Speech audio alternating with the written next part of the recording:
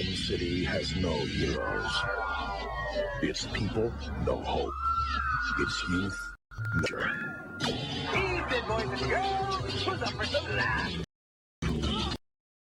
All right. Testing, just making sure I can be heard. Can I be heard? Is everything okay?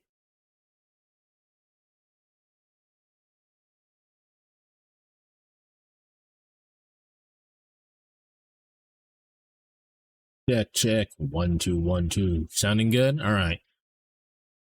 What ended up happening is that so I mentioned in the Discord that like all of my I was trying to clear space because one of my hard drives was getting filled up.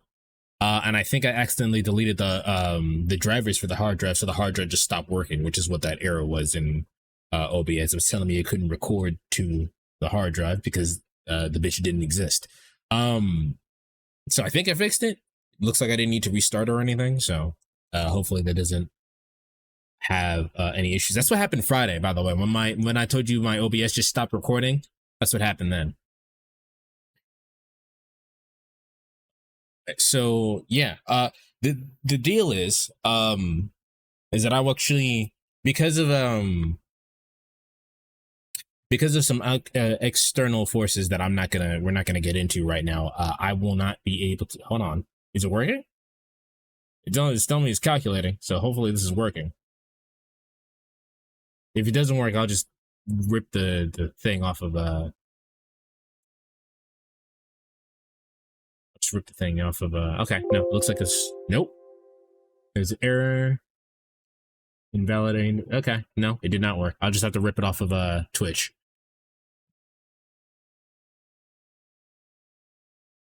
Yeah, all right, so I did not fix it, in fact, but the stream is still going, so I'll just rip it off of Twitch and I'll fix it later. So the deal is that I wanted to have a little discussion. I wanted to talk about a couple things. So you guys have known that I have a thing that I like to dub the Japan clause. So anytime an anime happens and there's a bunch of weird shit, like a bunch of sus shit that like that's not really okay, morally speaking, or just something you don't really agree with, and you want to recommend some like an anime or someone to something or to an anime or something to someone, Jesus, you gotta put like the Japan clause on there, be like, hey, by the way, it's a little sus. There's some things in here that I don't think you specifically would like, but I swear the anime is good. I swear. And so you got to like tag the Japan clause on there. And that's one of my favorite anime. One of my favorite anime is the Monogatari series, right? I've tried to show you guys that before with Kizu Monogatari because that's like the beginning and it's like a couple of movies. It's three hour-long specials. But the problem with the series as a whole is that there's one, a lot of fan service, and two, there's 3 lolis in there, and things happen to them. So it's really hard to recommend that anime to anybody because of those things, despite the fact that I think the writing is fucking A1. But like, I'm not really the kind of guy to just say, nah, Japan's weird and move on with that. I wanted to like kind of figure out what's going on with all of that. You know what I mean? So like, why is there a bunch of weird shit in anime? That kind of thing. So yeah, that's kind of what I wanted to talk about for the most part. And that all started with well, I mean, I guess me wanted to talk about the conversation started with a little video from Sylvanas. Let me pull it up real quick.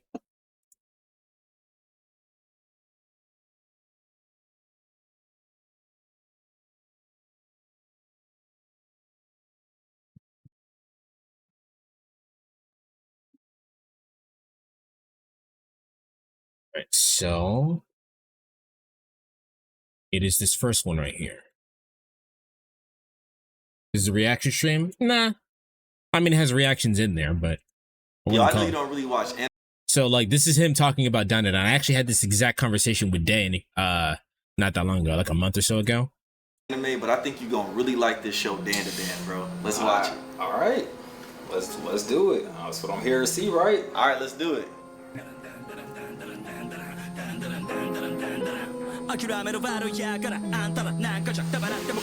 It's pretty hard. I like this opening. Yeah, The opening is I knew you killer. would like it. Man, this is great. He about to see this crazy animation, these dope fight scenes. He gonna be so happy I put him on to this anime, man. He go, wait, why is he making that face?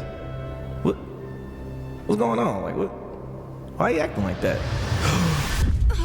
We are Serpoians. We are called that because we come from the planet Serpo. We shall have intercourse with you, after which we will extract your uterus along with your bananas for research purposes. The hell you will! I might have dated a loser-ass scumbag, but I never let him take my virginity! I'm saving Yeah. it for a Ken Takakura I haven't even met yet! And Yep. there's no way you creepy aliens are taking it! I'll let you Yeah. suckle my teats, boy. If you let me gobble your dog. We will now use psychokinesis to control your brainwaves and arouse you. How does it feel? Is your body getting warmer? No! You are resisting our psychokinesis. You Yeah. have a strong will. Yeah, when I can see why people think Dandadan would be too sus. I didn't like the anime before I saw Okarun transform, and when I saw when I say first transform, I meant his cool turbo grinding transformation, not even the one where he didn't have the control over it. Both of them was a technically turbo grinding. Do you mean the one that happens in the first episode? But yeah, no, like this whole entire situation happens with like a lot of anime, because Dandadan's probably one of the like anime of the year for a lot of people last year. I don't know how fucking Solo Leveling won in that, but you know, anime fucking awards ceremonies are not real anyway. But my point being is that this kind of thing happens all the time. I had this conversation with Day. Day was like, I like the anime, but the shit that's going on in the show, stuff like this makes me uncomfortable. And I'm like, you know what? I can't even get mad at you for that, because yeah, I guess I'm not physically a woman, so I wouldn't know what like this weird this is supposed to be uncomfortable, but like I don't know how that would make someone uncomfortable if they were physically female. You know what I mean? So, the one where they're fighting the giant dude when they're trapped inside the area. Oh, the second one, the second episode. However, we shall begin. Yeah, like No! yeah, Stop! I shall now commence with the arousal. She doesn't actually get, you know, they don't actually like. yeah. Cause if I die, any hope you have of getting your nuts back dies with me. I'm in charge here cause I got the kid by his balls, literally. That one wasn't as bad as the other thing, Where but you go? like, Why you acting like this? well, Just sit down, bro. Just sit back.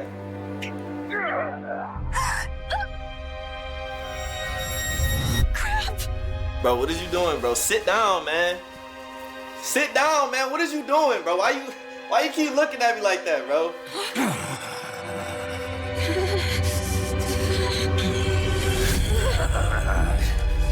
yeah. Bro, like, why you looking at me like that?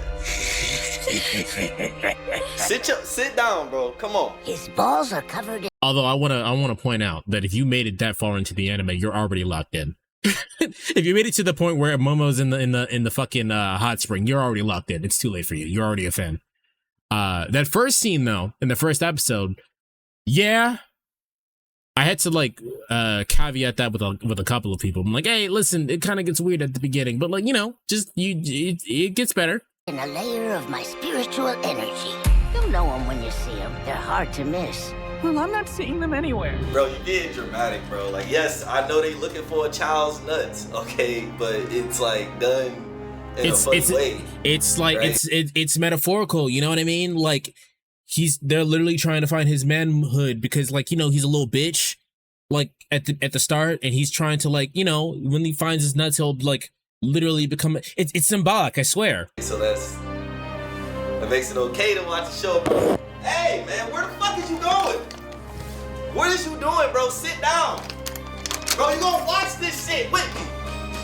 We're both going to jail, nigga. It's not gonna be just me.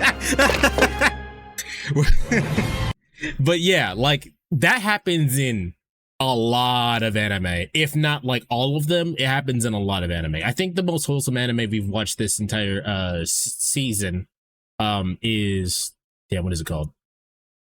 The Flower That Bloomed with Dignity. That's probably the most wholesome one because nothing happens in that one. Like, actually nothing happens in that one. But like a lot of really good anime have that caveat of like, yeah, that's kind of bad. That's really, really sus. I don't really know what to do about that. The anime that I was talking about, the Monogatari series, has a scene in Kizumonogatari where one of the characters literally takes off her panties and hands it to the main character. It doesn't serve any plot purpose other than to show that they're friends, in quotation marks. And yeah, there's no reason for that scene to happen in the context of the show other than to show that they're close. And it's really hard to sell somebody on an anime when shit like that happens. You know what I mean? Taking all the weird scenes is worth seeing Okuro and Momo's relationship. I agree. But like the problem now is like, why is all of this happening? You know what I mean? Why is why did we could have just not had that? We could have just not had that from the beginning. That didn't need to be a part of the show at all. You know what I mean? Nothing shitty / freaky happens in the anime. It's just cute. Yeah, it's just cute. In fact, I would even argue that like in the Flower That Blooms with the Flower That Blooms with Dignity doesn't actually have any conflict in it because everything kind of gets solved as everything goes along. Any kind of conflict that happens, everybody just goes, yeah, I understand how I was wrong about that. Go ahead. Like there's, as far as like I've read pretty far in the manga too. There's like the conflict is resolved pretty. It's just a cute anime. And the question is like, why isn't all anime like not like unproblematic, but why does everything have like this weird sus fan servicey shit in it all the time? You know what I mean? Like,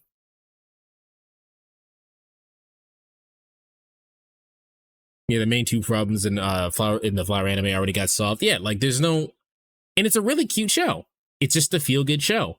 And I'm not advocating for like no problems ever. Like all anime should be like, oh, there's no problems and everybody should be happy forever, because that would get really boring really fast. And I'm not even saying don't have no fan service at all. It's just, why is all the fan service weird and sus? Why is there scenes like that in Dandadan? Why is my protagonist in Monogatari sexually harassing this loli? Like why is she here to begin with? It's the weird quote unquote, she's 18 technically, but she's in a child's body, and they're like, why are we here? Why are we doing this? You know what I mean? And I'm not the kind of person that could just take that at face value. Now, I've been desensitized to it because I've been watching anime since I was since I was like 7. I'm sure we all have at this point. So a lot of us are just kind of desensitized to it. We just kind of just go, yeah, that's anime. But like, why is that a thing?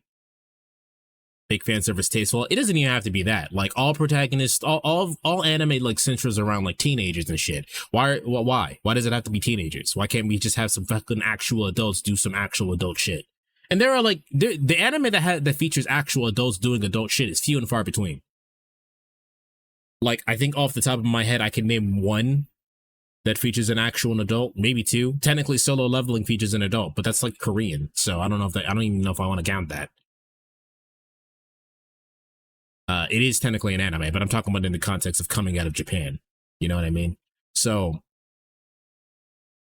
like, I think Avatar is a perfect example about like having an anime be about teenagers and having conflict about growing up and accepting your responsibilities and not having weird shit. And it didn't even come out of Japan. Isn't Japan's age of consent way lower compared to the rest of the world? Yes and no. It technically is, but there's a lot of caveats and like asterisks and shit onto that. So like the answer is actually just no. But yeah. If we're talking about issues and problems about age of consent and shit, you gotta look at France. France is weird. We're not gonna get into that though. But like I said, I'm not the kind of person that just takes that at face value. I'm gonna figure out why any of that shit happens, right? So let's start with a lot of the over-sexualization that happens, yeah? Of course, it's Franz. Yeah, I'm not going to get into it because that's a completely different topic. Maybe I'll have my cousin join for that one. She knows way more about that topic than I do because she had to research it. But let's start with like all of the overly sexual shit that's going on in Japan, right? Like, why are there so many titties? How come I can't watch my cute show about people doing their special entrance in Dress Up Darling without Marion Kitagawa's titties showing up on the screen, right? And I think that discussion or that answer kind of shows up when you kind of look at Japan in like a cultural sense and how like they formed culturally. I think all of the answers come up culturally. And before I even start this, I want to be very clear that I am not excusing any of this behavior. I just kind of want to see where it comes from. Like, how did this happen? How is the anime good? Where's the titties? There's always going to be someone that's like that, right? Where is the anime good because it has titties in it, or is the anime good and then it has titties in it? You know what I mean? But as far as the over sexualization of people, like Dress Up Darling is a good example of that. That anime does not need to have all the fan service and shit in it, but it does, and it makes it hard for certain people to watch. Especially because it's got a really good topic. Your special interest doesn't make you weird or undesirable. You can do what you like, and you don't have to feel bad about doing what you like. You know what I mean? But I think if you look at Japan as a culture, it kind of makes sense. The way that Japan kind of forms, has been formed rather, is that their society is completely different from like Western or American society. Their society comes from an idea of you're doing everything for the community. You're doing everything for the entirety of the country, entirely for the village, entirely for the country. You are serving the entire populace, right? And you see a lot of interesting things that become of that, such as the fact that all anime characters have some form of social anxiety. You know what I mean? Like, Mob Psycho is a great example of that. Mob's entire journey of becoming an adult is him not understanding how it is to talk to people because he's socially anxious. He doesn't get it. He doesn't understand. In fact, that's one of his character arcs. So one of his character arcs is, I don't know how to quote unquote to get a clue. And I think that's because of all the social and the social implications of growing up in a Japanese society. It's incredibly repressive because if you do anything out of the order or anything that serves you as a person other than other people, you get shunned and shamed, and you kind of get put back in your place. And that makes it very hard for you to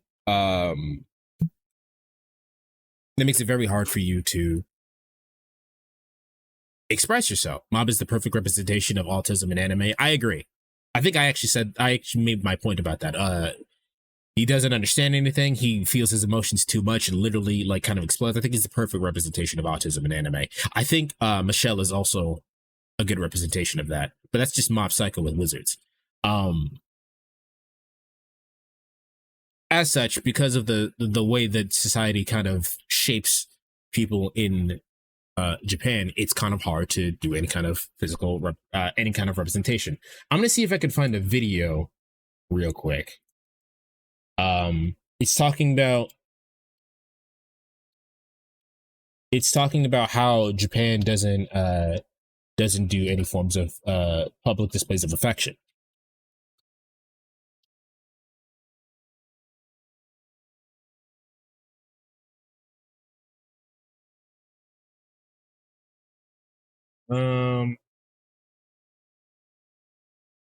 Is it this one? Sponsored by Tokyo. I think it's this one. Let me see. This video is Mrs. Eats. I love her content because she kind of bridges like a gap between Japan and American culture or Western culture, if you will. Isn't it really frowned upon to have Japan have public relations? It's not that it's frowned upon. It's that the idea of it is bizarre because you're supposed to keep your private relations private. Why would you do something private in public? For anybody who's played Yakuza, it's the same concept with the tattoos. The tattoos aren't meant to be shown out in public. You're not supposed to have it in places showing because this is a private thing. Cover that shit. It's private. Keep your private affairs private. Treat and Let me see if I can find it. turned around and looked at me and then said something. Oh, it's the most scary thing I've ever heard in my life. He said, huh? Wow! I almost... Okay, so that's talking about like different language and everything, you know? Is that why you're not allowed to have hot springs if you have tattoos? That's like a superstition. They allow you in hot springs. They're not going to turn you away just because you have a tattoo.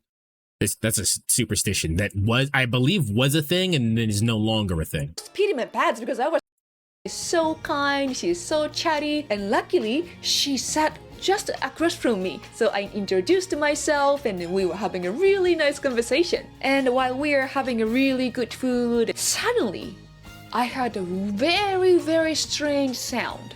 It sounded like this.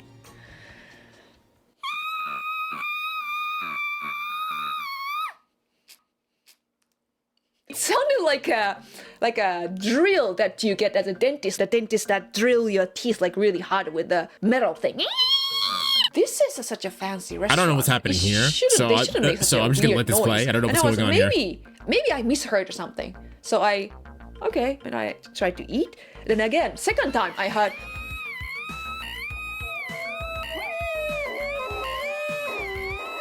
And I was like, oh my god, I heard it. And when I looked around, all the Japanese students were like, did you hear that?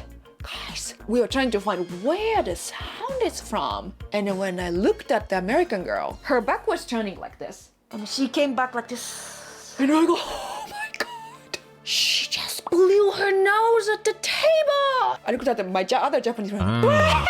All the Japanese students. I remember after the dinner, we all got together and then she blew her nose at the table. That's so gross. Dude, this is one of those things that I was talking about. Do your private stuff in private. You would get up and go to the bathroom and then blow your nose, that kind of thing.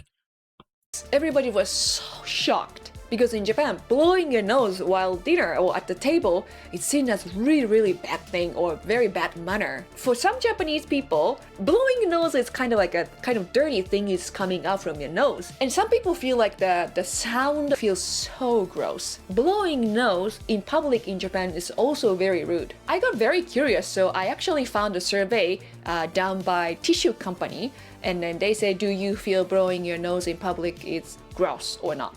So actually 60% of them said, yes, it's gross. So in Japan, some people feel so embarrassed to blow their nose in public, like on a train, on a bus. We have a product that that goes into what I was referring to. Can put, like, nose will not come out. But while some people think blowing your nose in public is gross, you definitely have to be careful doing this next one. One day I was asked to teach foreign high school student Japanese. I was imagining. I really thought about it. I really did, and I got nothing besides the whole anime fan thing. I don't think I really have an opinion since I barely watch enough anime with you guys. I mean, you show up for every anime club. I'd say you watch enough anime. We do enough. But yeah, so I'm trying to explain. I know it's one of her videos. I just don't know where it is in the video that she talks about the thing that I'm trying to find. Hello, Day. Him, John was coming from here, and I was like, oh, okay, this is my chance to say hello. He did something unbelievably offensive to me. He looked me in the eye, and he did this. He died.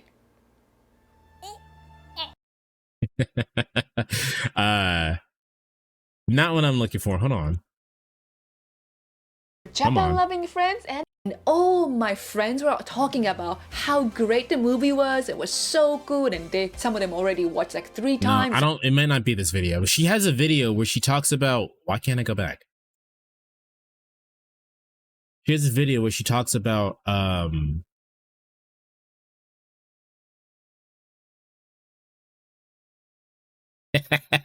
not gonna play that one. Y'all saw it.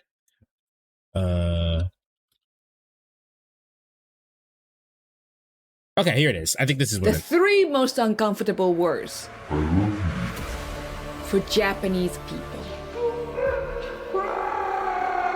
Okay, it's not that uncomfortable, but it is a phrase we don't say very often in Japan. Not only that, but hugging, holding, and kissing isn't very normal for us either. So the question is, why don't Japanese people show love the same way everyone around the world does? This is what we're talking about. Well, we definitely have our reasons. And so I was talking about the fact that a lot of anime is has a lot of like really sexual stuff. There's a lot of fan service stuff and whatnot. And I think this kind of explains how different the culture is there, because Japan as a society doesn't show any kind of like attention like in public. All of their private matters stay private. So that includes public displays of affection, that kind of thing. So I'll let her explain it because she's actually fucking Japanese, so she could probably explain it better than I can. trust me, none of them have anything to do with the crazy idea that we are all emotionless robots. Or are we? I must be a robot. Why else would human women refuse to date me? Oh, lots of reasons. The Japanese word for love is ai, and to say I love you, it's aishiteru. So while we do have this phrase, we almost never say it. Unlike in a country like America, where it's so common to use it. I'm tired, I'm wasted, I love you, darling. You guys will say I love you to your soulmate, to your mom. You guys even say it to your favorite snacks, like the ones from today's sponsor, Tokyo Treat. But in Japanese, ai is a super important word that we only use for very serious moments. For example, when you propose, get married, or even when you're on your... Alright, fun little Japanese fact. To say you like someone, you would say suki or ski. To say you really, really like someone, it would be the equivalent to saying I love you. It would be daisuki. And then to say you love somebody like in a like a marital way, or like you would a family member, you would say aishiteru. You basically would almost never say the last one unless you are actually married to somebody. So if you guys have seen me during Anime Club, I pause and I go, whoa, he said the big I love you, because he said aishiteru. That's what I'm reacting to. I'm like, oh, you don't normally do that. That's insane. Deathbed. I love you too, Dad. You loves me? Dad? What kind of man tells another man he loves him? I don't want to die with my sissy son who loves me. But if you try to use it outside of these special moments, it just comes off as extremely cringe and inappropriate. I love you so much. I love you more than there are grains of sand on every beach of every planet, of every galaxy of the universe. I was also really surprised how English speakers use I love you with family too. I love you. I mean, not in like a, hey, let's have an underpants party or whatever grown-ups do when they're in love. I don't think I've ever told my parents those words. And I don't remember them ever saying it to me either. Or even more so, I was wrong. What do we say in a normal situation? We say daisuki, which means I like you a lot. I know in English, it sounds kind of weird to say I really like you rather than I love you. But for us, it can be very powerful in the right context. And in other cases, different words can carry the same weight as I love you. Words like arigato or gomen nasai can hold just as much meaning depending on its situation. Also, I've been learning, I've been teaching myself Japanese every once in a while, every day, technically. But I also learned that Japanese is a very contextual language. So like a lot of things have different meanings depending on the context. So for example, gohan means rice. But if you use it in a different context, it can mean breakfast, or it can mean dinner, or it can mean lunch, that kind of thing. That was just a fun fact. That has nothing to do with what we're talking about though.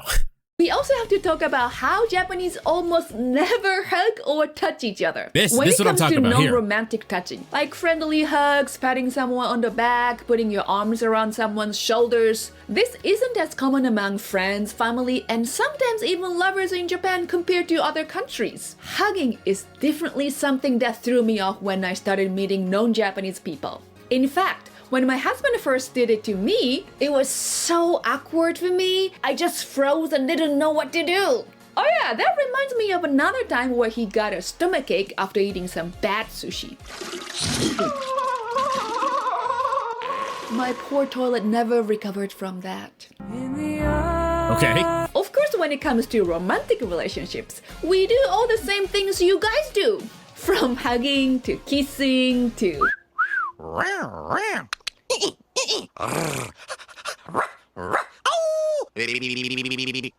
But public displays of affection are still pretty rare in Japan. You'll hardly see any Japanese couple holding each other, hugging, and almost never kissing in public. I can tell you for sure that I've never once seen my parents kiss or hold each other. In fact, I remember my friends also saying the same thing about their parents. And even though hugging and kissing can be non-romantic, like the way a parent kisses their child, this is also something you probably won't see much of. So instead of hugging and kissing a child, Japanese parents will sleep in the same bed with them for much longer than in Western countries. Some parents will even sleep with their kids until they are 6 years old. Another is taking a bath with the child. The family takes their daily bath.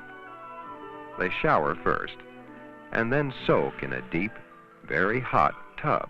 It's quite normal for parents to bathe with the kids up to 9 years old. Also, taking a bath with their friends, colleagues, and family members as an adult is a very normal bonding event. If we have really good skinship with them, it's normal to wash each other's back. It is kind of funny when you think about it, right? We are okay being naked with each other, washing each other's backs. But give someone a hug and it's suddenly so weird. But beyond the fact So this is what I'm talking about. You keep your private matters private in Japanese society. And I think that because there's not a lot of like public displays of affection or anything like that, and a lot of people don't know how to like get that kind of it's not common, right? It's not common to see all the stuff that you would see in fucking Western media.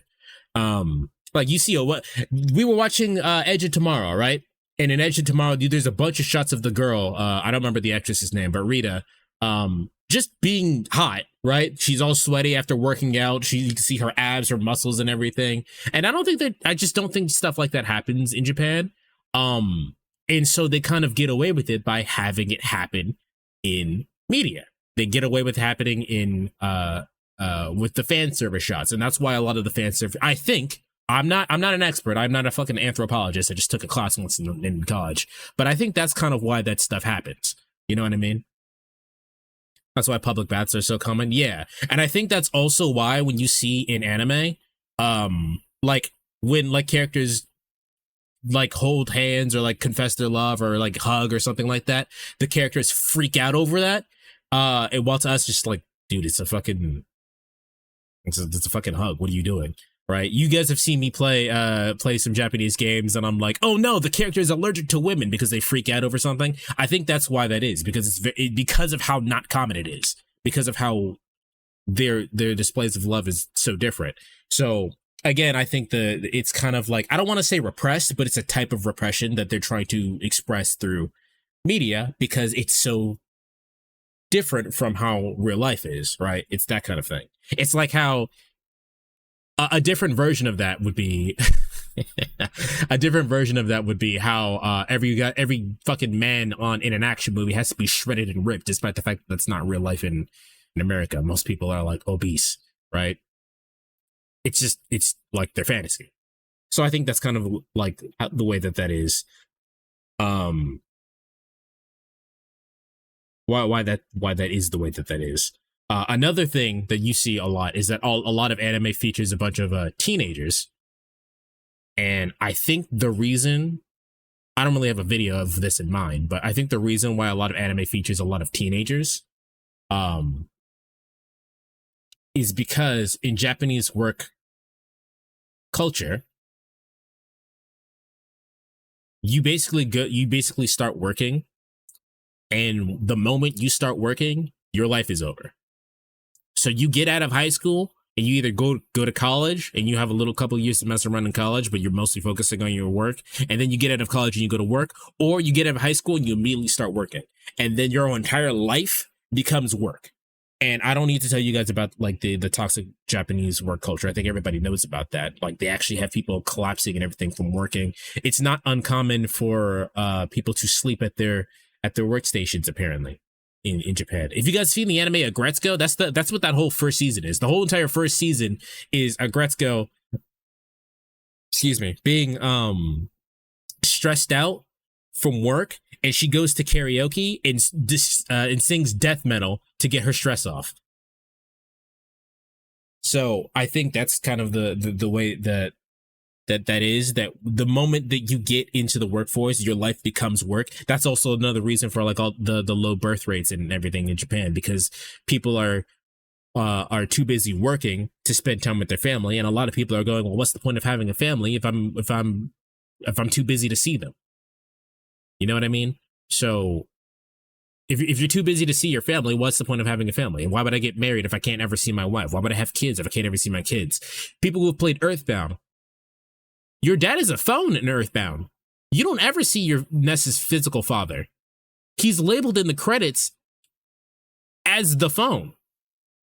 I don't think that the show appeals to me. Plus, I think X-Friends in my kind ruined it for me, so I don't want to watch it. What are you talking about? What is it in reference to?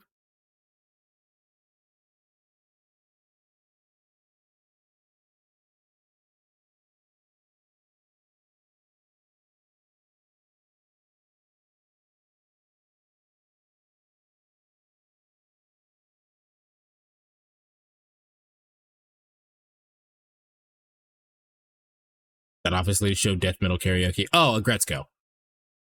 I mean, I wouldn't say it's for everybody. I think it's just people who like the silly kind of aesthetic. It's kind of silly, and then it talks about some issues that Japan has. What was I saying? So yeah, the entire workforce and everything that you have to go into in Japan, and people work themselves literally to death. I think that's why all anime is about teenagers, because for one, that's a nostalgic time for Japanese people, because everybody remembers the time when they were young and they had a lot of time to go do whatever they want and mess around and this, that, and the other. And it's a nostalgic time for them. So people who are watching, it's literally catered to those people who want to remember a happier time. And on top of the fact, that's when, as a teenager, that's when you have the most freedom. And you don't even need to be Japanese to understand that one. You guys remember how free you guys were as teenagers? Hell, Weez is still a teenager. He has fucking no responsibilities at the moment. It must be great. Must be nice. Must be nice to not have any bills, bro. Must be nice to wake up and whatever you want to. I mean, technically I do that because I'm not employed, but you know what I mean.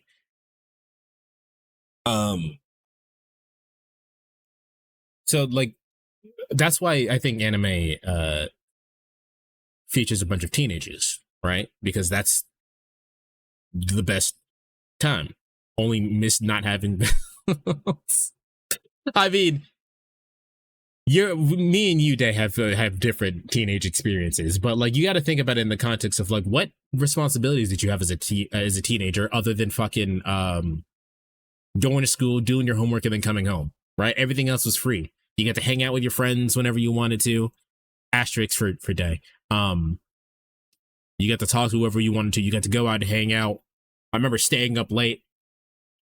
I mean, I do that now. I still stay up to fucking 4 a.m., but staying up to 4 a.m. and not having anything to do and not having bills to worry about. Imagine having to pay taxes. You will one of these days, Weez. You'll be just like us. You'll be sad and depressed about all the bills stacking over your head. I'm a year away from 20, but still, all right?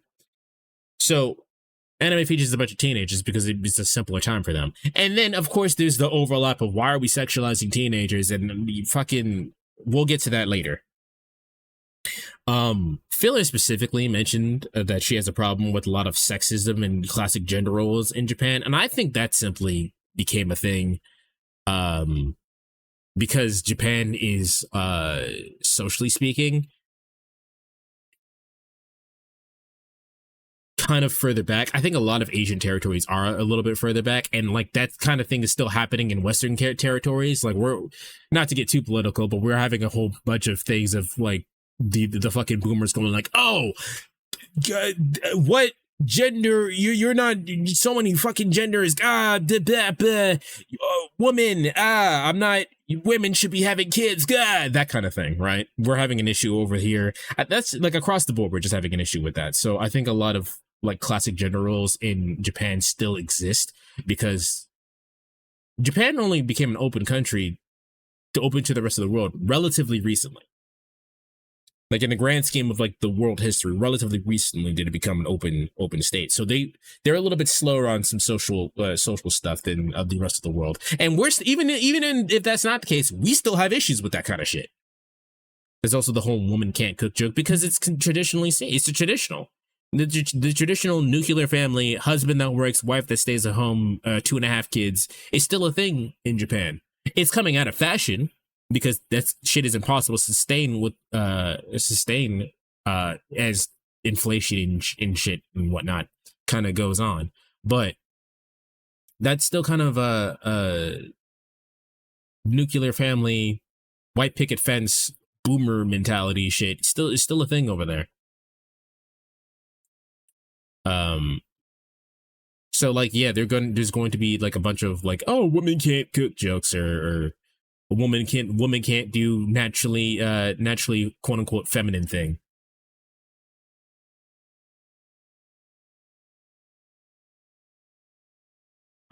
What? Filler? Hello?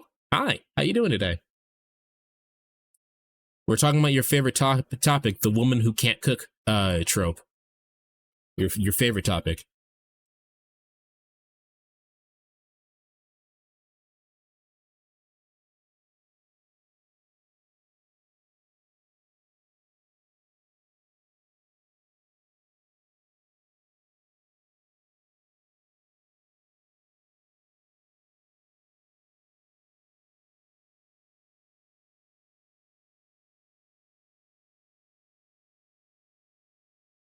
Guess you gotta pull out the strap and parade around his dudes to get any respect. It's getting better, Day.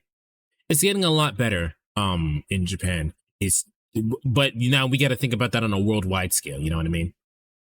For VOD watchers, because you can't actually see Filler's comment, she sarcastically says, ha ha ha, I love the woman who can't cook joke. It makes me piss out of my ass and die when and then my eyeballs fall out and I do a massive fart. It says cassive, but I'm saying I'm gonna fix it for you. I got you, fam. Yeah, so I was mentioning that the classic gender roles thing is still prevalent in Japan because of how they form as a society. Relatively speaking, they only became open recently, and so the gender roles thing is still a thing over there. I think it's a thing in all Asian territories. I can't speak for all of them. I can barely speak for Japan. I just happen to know what I know. But I think everybody knows about China and whatnot, and how the stereotype of, I'm not even sure if it's true or not, but the stereotype of like how the more oppressive parts of China would like, oh, you're not allowed to have this many amount of kids and they have to be males and they can't be females, that kind of thing. I think that whole entire area probably has a thing about traditional gender roles, but I think everywhere has a problem with traditional gender roles. Like I said, the thing about America, Filler, you're British. How's traditional gender roles in fucking Britain or the UK?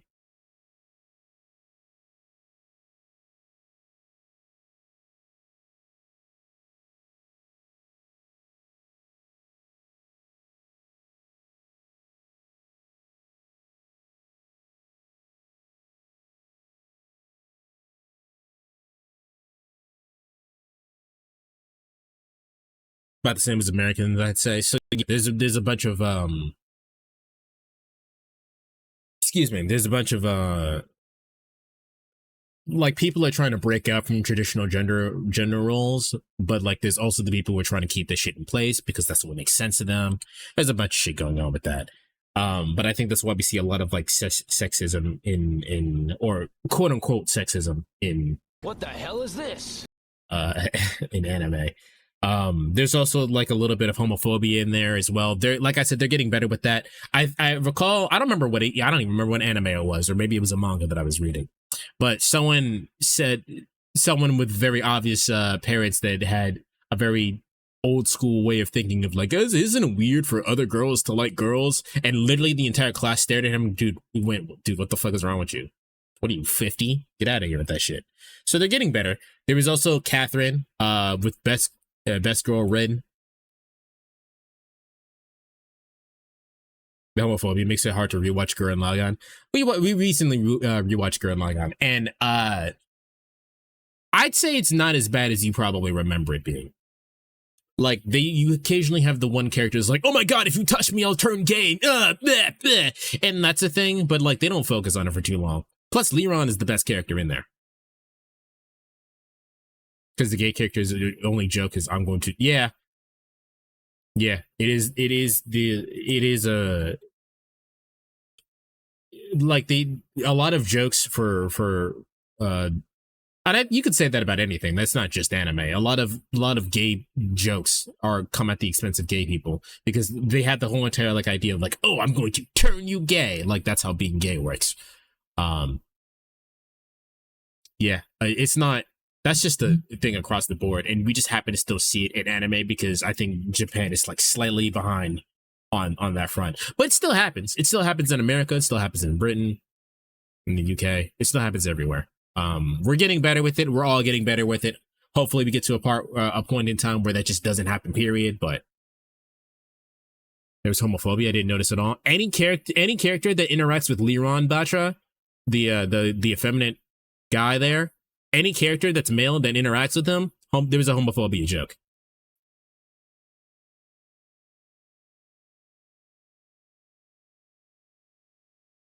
Sometimes you just become so progressive that you just become homophobic again. What are you talking about? I'm gonna need an explanation on that one.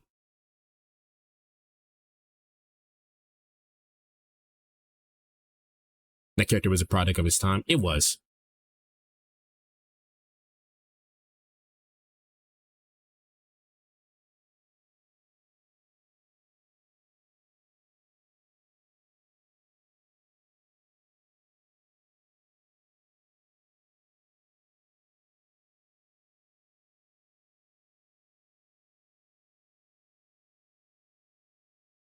The Netflix show called Q-Force, which is a show about gay people, but the only thing they do is lean into stereotypes and anal jokes.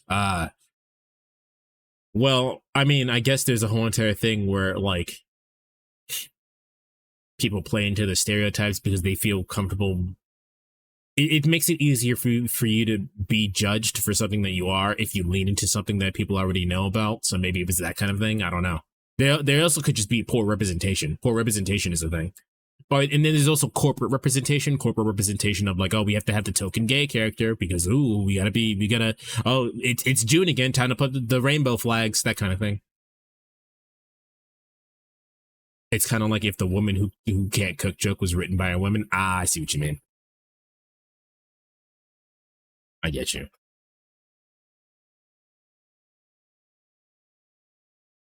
Yeah, I mean, being inclusive is kind of hard if you don't know how to be inclusive, but this is just a matter of talking to people and understanding. Don't get me started on the poor representation, cough, Doctor Who, cough. No, please, by all means, get started. This is a conversation. This is a conversation that we're having today. If you want to talk about the over-sexualization of women, you kind of came after that part, so if you want to talk about that as well, by all means. I'm planning on making this a YouTube video, so I'll probably cut it up so we'll have one streamlined. Let me find a clip to show you. Oh boy! I also talked about why all anime characters are fucking teenagers and how it's rare to find actual main characters be adults. And then a lot of the time, a lot of the main characters being adults is fucking weird. Like, have any of you seen the or heard of the anime Great Teacher Onizuka?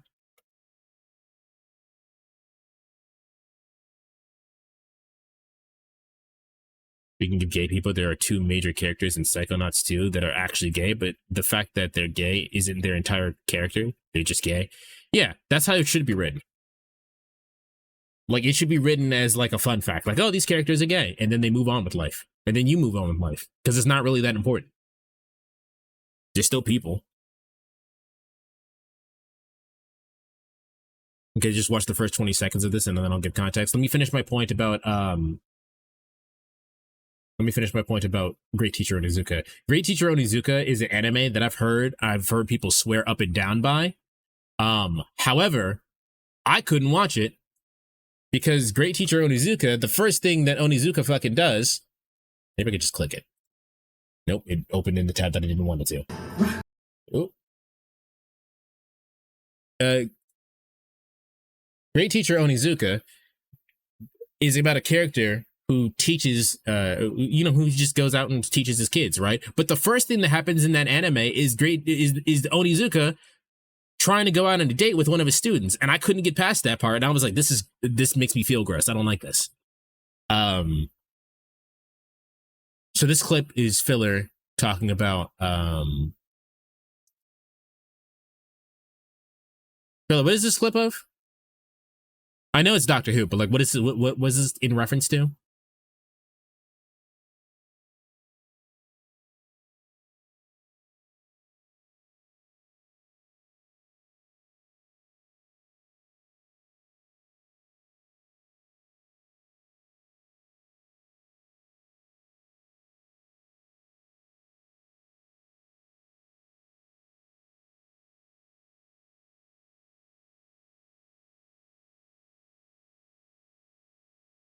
It was the first special with David Tennant back. Oh, that's not what I meant. Like, why are we watching this clip? That's what I meant. Bad trans representation is what I'm talking about. Okay, so this is a reference of just about bad representation. Okay, hold on. Did they just try to explain non-binary with Doctor Who technobabble? Is that what I just watched?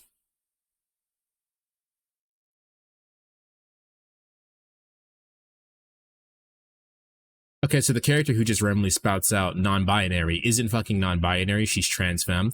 Then after this, they talk about how a male presenting time woman can't understand some things. The doctor was a woman 3 hours ago, canonically in this episode. That's, yeah, basically. It's okay. That's bizarre. It's fucking insane. Yeah, that's bad representation. They try to explain non-binaryism with fucking technobabble when the answer is just they don't identify as male or female, and that's the end of it. That's the end of it. They don't identify with male or female. I don't identify with male or female. It's just I just am. I'm me. God damn it. I'm the goddamn reason you on VIP CEO. You don't have the CID. I'm young, wild, and strapped like Chia Lee. Blah. Chat, you get bonus points. You can tell me what song that was. But yeah, there's bad representation everywhere. I'd say that while I think the representation itself does have a couple of bad representation moments in Catherine, such as how they handle Erica, they try their best and they're learning, right? You can tell they're starting to get it. They're trying to understand that they're trying to be correct. I don't remember what anime it was, but there was a character that I saw that was I can't remember. Philly, is trans femme the one where you transfer from male to physical? That's trans femme. I am all of me. Yes, of course.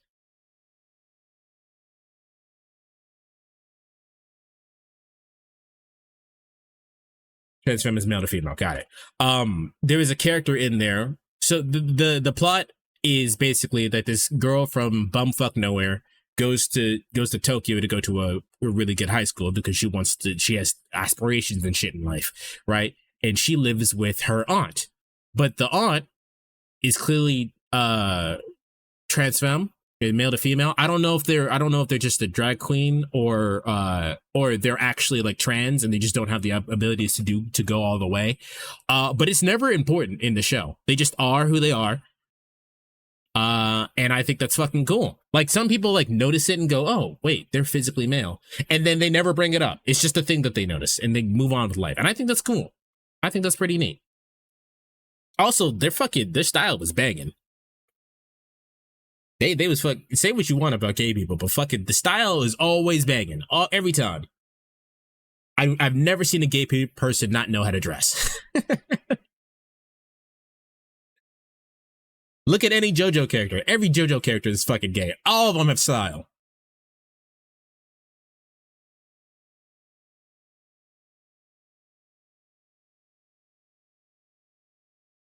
Talking about over-sexualization in anime, okay. There is a lot of it, and in some cases, I'd say it's fine, like Yoko and Gurren Lagann and Bayonetta, but I really hate over-sexualization of children anime. See the Dragon Maid anime. We're gonna talk about like lolis in a little bit. That's kind of like the last thing I want to talk about because I have some issues with that in terms of my explanation, and I just don't have a good one. But we'll get there. I mentioned before, fella, that you're about to get hit with ads, so I'm gonna try to explain this quickly. That I think because of society, Japanese society is shame-based, is a shame-based society. You're not supposed to break away from the herd, and how physical public displays of affection and just any kind of affection is not outwardly shown or not outwardly done in Japan. That kind of transferred over to the fantasticalism in anime, because that happens all the time in anime, and that's like their version of fantasy. It's like the Japanese equivalent of seeing a fucking shredded guy in an action movie, you know what I mean? That kind of thing. It's their version of that. I really hate it when anime just has boobs as gigantic as fucking Z cups. Oh, exaggeratory thing. You know what I mean? Like I said, I'm not excusing it. I'm just trying to explain why it happens. Everything in anime is exaggeratory. You gotta exaggerate the tits. Speaking of drag queens, the entire joke of Joker just leaving Ryuji with some drag queens in the red light district when you go to that bar and you see the reporter girl. Yeah, that kind of thing. They had to change the joke in Persona 3, where that lady, originally in Persona 3, there was a lady on the beach that you talked to, and that person was trans. I think they were just actively trans. And they went, oh my god, trans woman, gotta get out of here, originally, and they changed it to her being fucking insane, and I think that's a much better joke.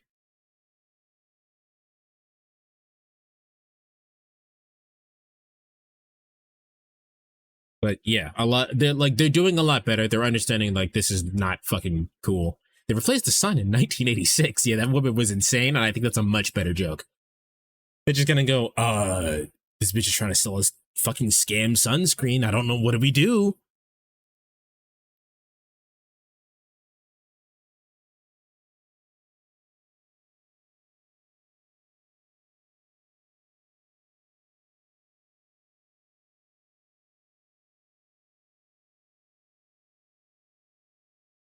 Man, I'm hungry. I'm gonna wait for a second.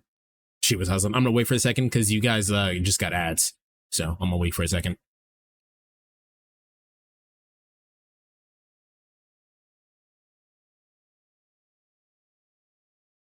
I really hope they get rid of Yosuke's homophobia towards kanji in Persona 4 Revival. Oh, they have to make kanji like openly bi, even more so than they did before. They have to get rid of, they gotta make Yosuke bi, right? Because he was very clearly gay. He was super into dudes, and he was one of those closeted fucking those closeted gays. They're all like, it's okay for them to be gay, but it's not okay for me to be gay. God, I hate gay people. It was one of those things, for sure, all day.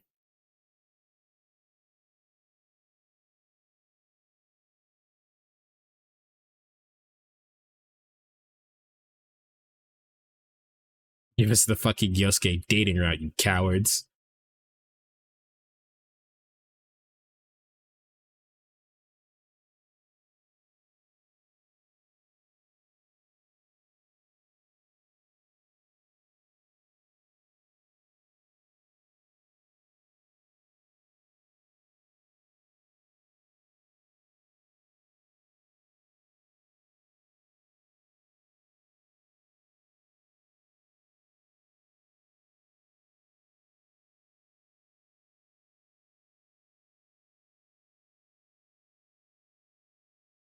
Persona 4 is going to be a hard one to touch when it comes to cleaning up a lot of the things in the modern world. We'll see how they do it. I mean, they did fine with Persona 3 and with the small parts of Persona 3 that did that. I'm sure they'll be fine. They're doing a lot. Atlas is the one that's, I think, spearheading that kind of like modern acceptedness, because Catherine is an Atlas game. So I think they're doing better.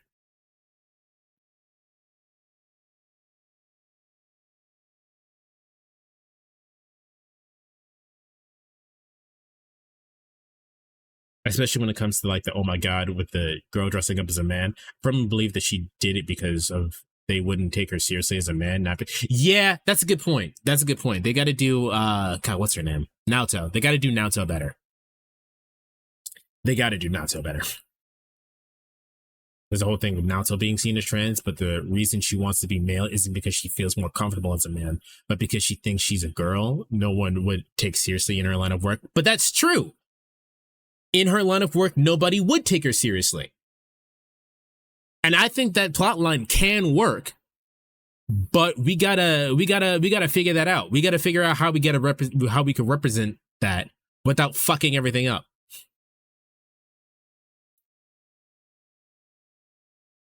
Are we back now? You guys out of ads? You guys should be at ads now, right?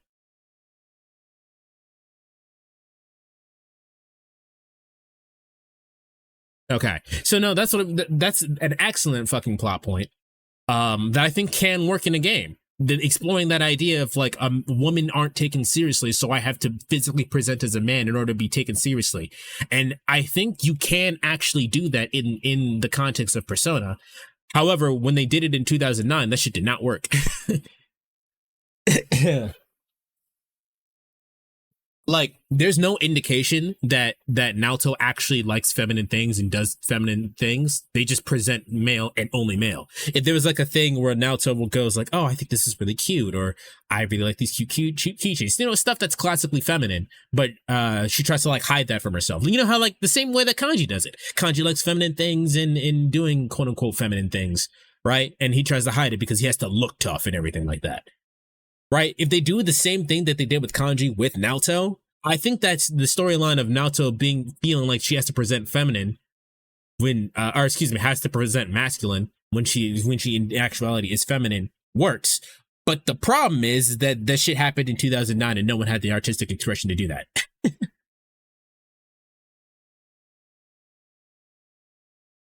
Kanji's bisexual thing and Naoto's trans thing sent the Persona 4 subreddit into discourse for years. Yeah. Women dressing as a man is a pretty common thing. Yeah, it's absolutely a common thing. I think that's a great issue to tackle, especially in the context of Persona 4. Women are not taken seriously in the work field. Isn't fucking the workplace goddamn the workplace pay disparity still a thing?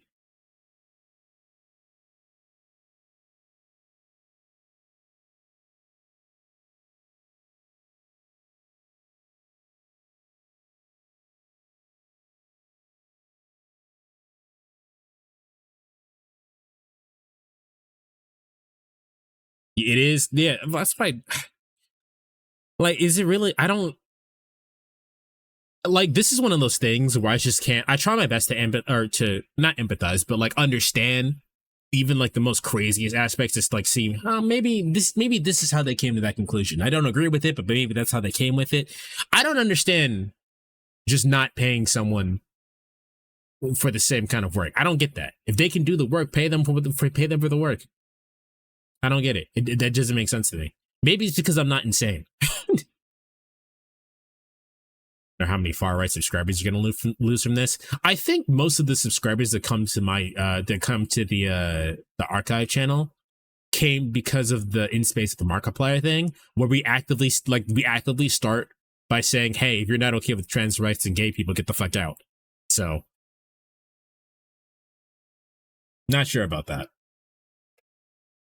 And I think a lot of people in the people who came for the Yu-Gi-Oh stuff, the Yu-Gi-Oh people are actively gay. Like, I think most of the women who play Yu-Gi-Oh are trans women. So, something I want to bring up is people often conflate the over-sexualization of women with men and also being portrayed as masculine and shit. There's a difference. There is a difference. With women, it's sexualization, and men, it's idealism.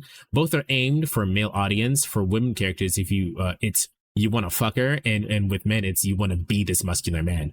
JoJo is an exception because I think Irika just like men are hot. I was actually gonna say I think JoJo was one of those things where the men are kind of sexualized a lot. Like there's a lot of like physiques and everything in in JoJo that are like very clearly sexualized, and it's really like it's very clearly sexualized. Like there's a bunch of people, like the whole entire scene with Bruno licking Giorno. It's the gayest shit I've ever seen. And then there's the shot with Giorno like holding Mista by his hips and aiming the gun with him. Gayest shit I've ever seen. Then there's also the fact that it's just straight up a gay couple in part 5. Part 5 is so good. Who? Basha, just watch JoJo. It's great.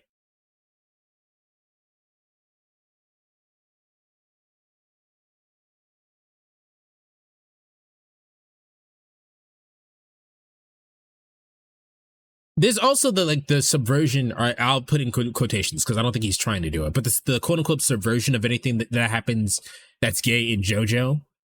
So like the normal, like this character is gay and I'm going to get close up on you and do da da da da da. That kind of like joke that we just talked about not that long ago. When that happens in JoJo, characters just don't react. There's multiple gay couples in part 5. It just so happens that one of them is fucking dead. I want to be forced to watch it instead of watching it myself. I'm not in. I can't recommend JoJo for Anime Club yet because I'm watching JoJo with Pudgy. So I can't rewatch all of it at the moment because I'm literally in the process of rewatching it. Maybe when I get through with Pudgy, we'll watch it. Also, Narancia thinks Misto and Giorno are having gay sex on the bench, and Mista's moaning in pain while Giorno heals him. Yeah, and Narancia just goes, I guess I'll give them some space. Like, he doesn't, like, cringe or he cringes at it, but he cringes at it because he thinks they're doing sex in public. Not because it's gay. He just goes, I guess I'll just give them some space. I didn't find them. I didn't find them, Bruno. I don't know what happened to them. I'll find them eventually, I guess.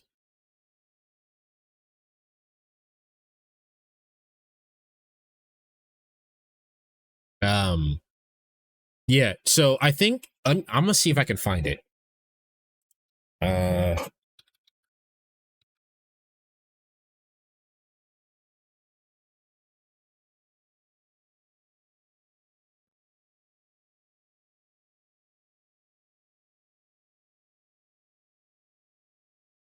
I can't find it.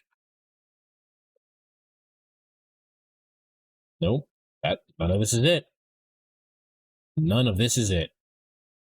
All right, give me 1 second, chat. I'm gonna see if I can find that one scene. I don't even know what part it was in.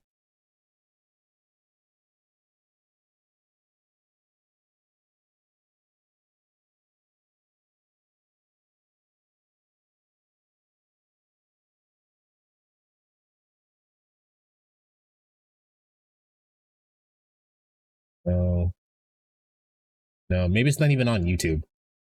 God, what I'm trying to find is like the quote unquote sexualization of men, of men. There is a scene in Kizumonogatari in which Araragi takes off his shirt and changes, and Tsubasa is just staring at him, like she's not frothing at the mouth or anything, but she's frothing at the mouth with her eyes. Let me see if I can find it real quick.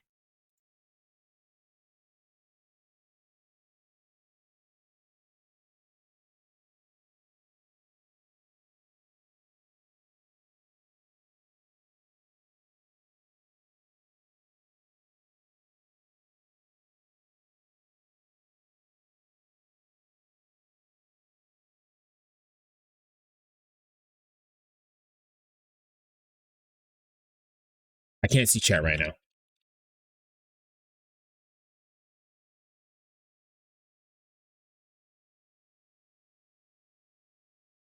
think it was in part 2.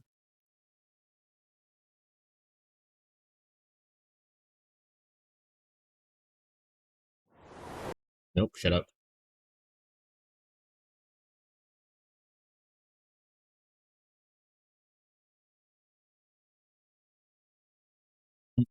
Okay. All right. I found it.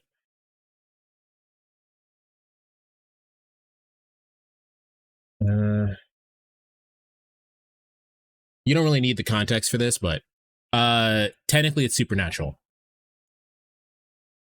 But yeah, that's so I'm okay with the over sexualization part in quotation marks with an asterisk next to that. But one, let's stop making it be fucking teenagers. And two, and two, have it make it go both ways, god damn it. I understand it doesn't have to be fucking shoujo or some shit. Like just put it in fucking shonen and shit. You can have it go both ways. It doesn't have to be just women's titties and everything. Also, do not skip part 1. Watch part 1. Read part 1 if you want to, but do not skip part 1.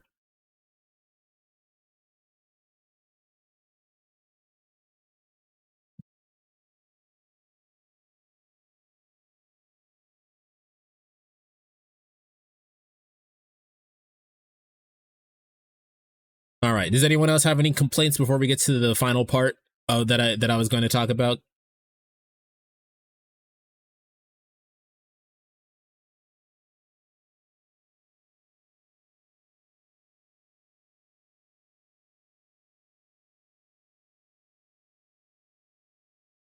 They complain about anime? Yeah, because this is going to be the most complicated one, and I just don't have any. I'm trying to avoid it, but we got to talk about it. We got to. The homogenization of art styles. So I actually heard, and I actually brought this up to Filler recently, that the homogenization of art styles is actually the fault of Western audiences. I don't know how true this is. I have no idea how true this is. This is literally like a fucking YouTube short that I saw at some point. But the homogenization of art styles and everything is actually the fault of Western anime or Western watchers. Because things get popular in the West, and because obviously companies see money, they're going to keep making the same thing over and over again. And it's actually the Western side, Western fans' fault as to why that happens. No clue how true that is. But I would believe that. I would absolutely believe that. Because the time I got reincarnated as a fucking vending machine I don't understand how that anime even got made.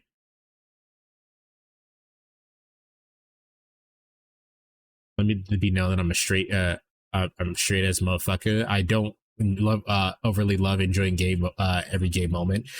The point is not that you like it, Batra. The point is that if it's going to be there, it should be equal opportunity. And if you're talking about JoJo, it's not really that important. It's just kind of funny. I mean, typically Westerners don't support anime financially, so I don't know. I have no idea how true it is. But again, I have no idea how the fucking I got reincarnated as a vending machine fucking even how did that even get in anime? That doesn't make sense to me. But no, even if that statement is not true, JoJo's we've been talking about JoJo so much, it's stuck in my brain. Companies see money and see where the money is going at, and obviously they're going to keep doing the same thing over and over again because that's what's making the money, and it's a solid business practice. That's actually probably the reason why I haven't gotten as many subscribers or viewers or anything as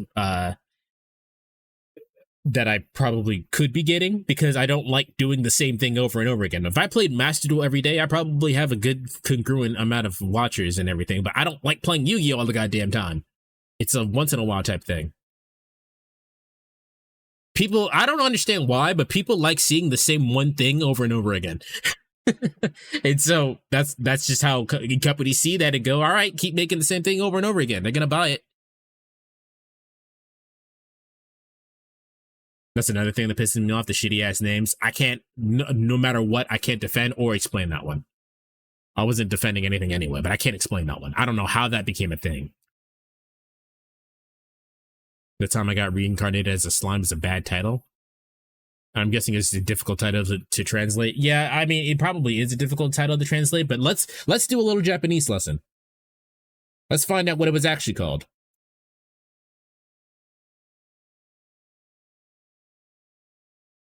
Let's do some live localization.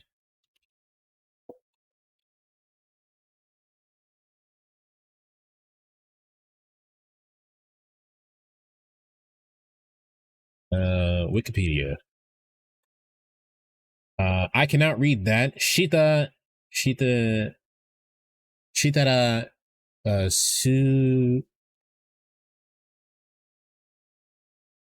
can never remember this. I think I think that's Ra.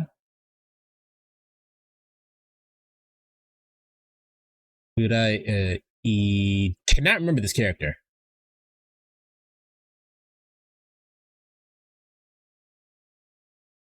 Tensura. It is Ra. So Sura E. Can't remember that character. Da. Well, no matter what, we're going to Google Translate because I don't, even if I could read it physically, I can't, I don't know what the fuck it said. So let's go ahead and go to Google Translate.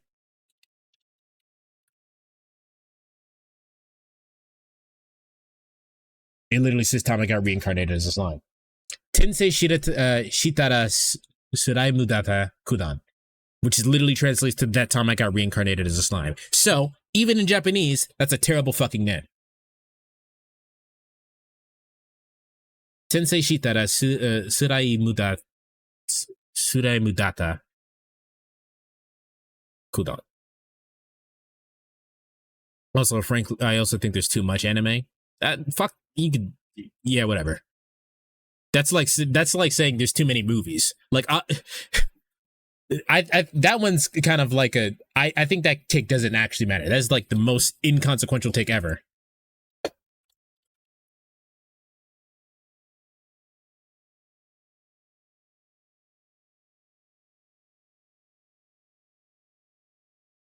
Like, who went to the movie theater to see Weapons 2025? Or Honey Don't? Or Splitsville? Or F1 the movie?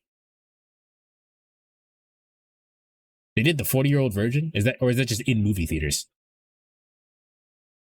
You guys wanted to go to the movie theater to see Primitive War? Like, they're fucking that's just gonna happen. Anime media, there's just gonna be a lot of media that nobody's just fucking looking at. It's just how it is. What I mean is, I think individual studios should make less anime and put more effort into making the ones they have. Okay, but money.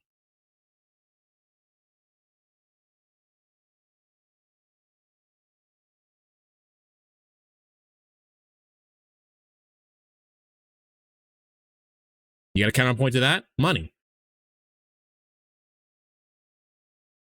I don't give a shit about money. I know you don't, but the companies do.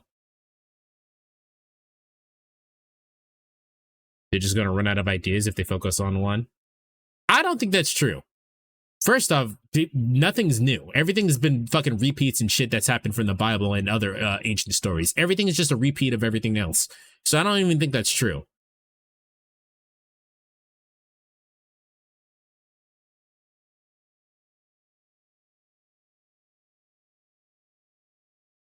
One Piece? One Piece has every individual characters. Actually, I can tell you right now, One Piece makes every fucking character, every character's backstory was they were used to be a slave. Every character's backstory is they used to be a slave, and now they're not a slave anymore. That's every character's backstory. One Piece repeats itself.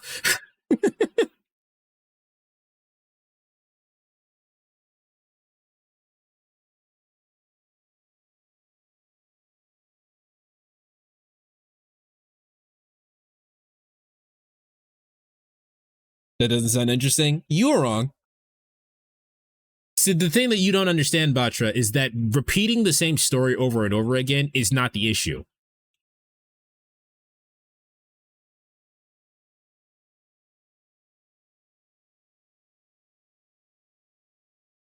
Some of them had, that's not true. Some of them had shitty fathers and then they were a slave, but they were still a slave. The repetition is good. The problem is not, what I'm saying is the repetition is not the issue. The issue is not the repetition. The issue is how it's being repeated. Think about any literal, name a shonen and then name any other shonen and I can tell you that they're exactly the same. Naruto and actually every shonen has been copied from Dragon Ball. If you like Naruto, copy from Dragon Ball. If you like Bleach, copy from Dragon Ball. Every shonen is just Dragon Ball again. Dragon Ball invented shonen. My Hero, Naruto again. Which copied fucking Dragon Ball. It's all the same. The issue is not the repetition, it's how it's presented to you. I mean, if you want to get technical, there's really only 7 stories ever told. And Dragon Ball Copy Journey to the West. And Dragon Ball Copy Journey to the West.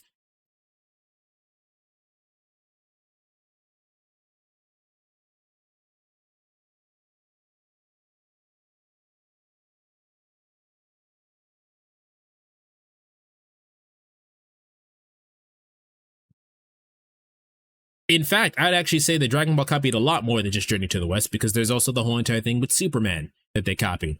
Akira Toriyama is a parody, is a fucking jokes author, or was a jokes author, rest in peace. As such, he just took a bunch of shit and was like, this seems funny, I'll put this in here.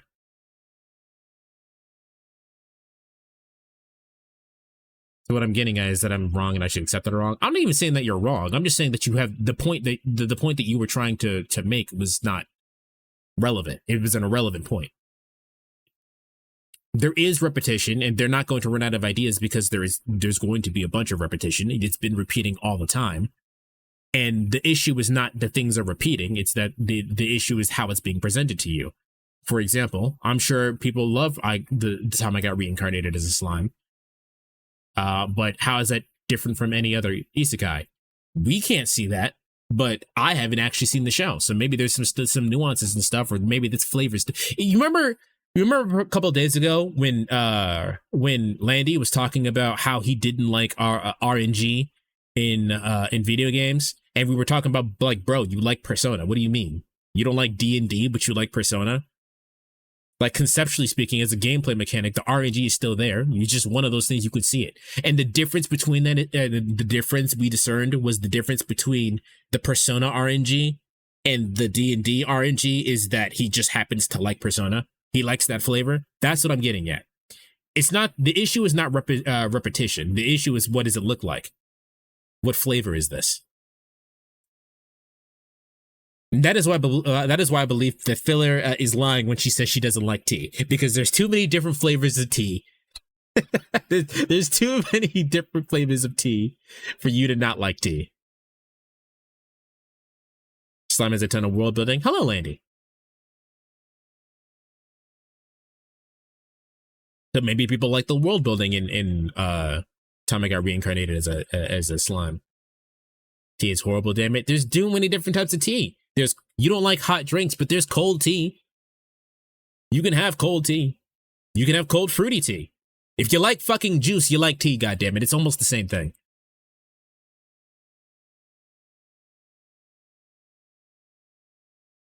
I mean, every love story is just a repeat of Romeo and Juliet without the children death. There was children death in Romeo and Juliet. I just know that they died. I didn't get to read that in high school, even though I wanted to. I read Macbeth. Some people complained that season 2 was just a bunch of meetings. I bet you, first off, isn't the time I got reincarnated as a slime, wasn't that a light novel first? So it makes sense that there was a lot of meetings. It probably just didn't work in an anime format. Second of all, I bet you the point of season 2 was probably the meetings. Romeo and Juliet are children? Oh, yeah, I guess that makes sense. It's old, and fucking the standards of being an adult way back then was like, you're 14, you're an adult now. So I guess that makes sense.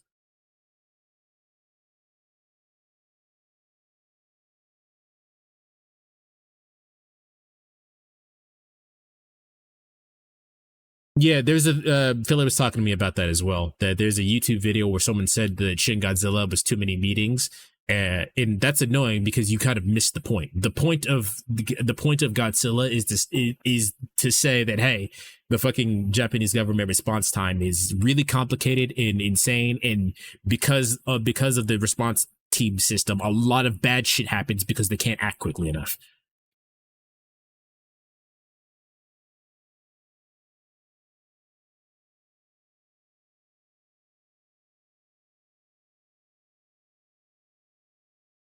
Where did the coal mine shit come from? What are y'all talking about?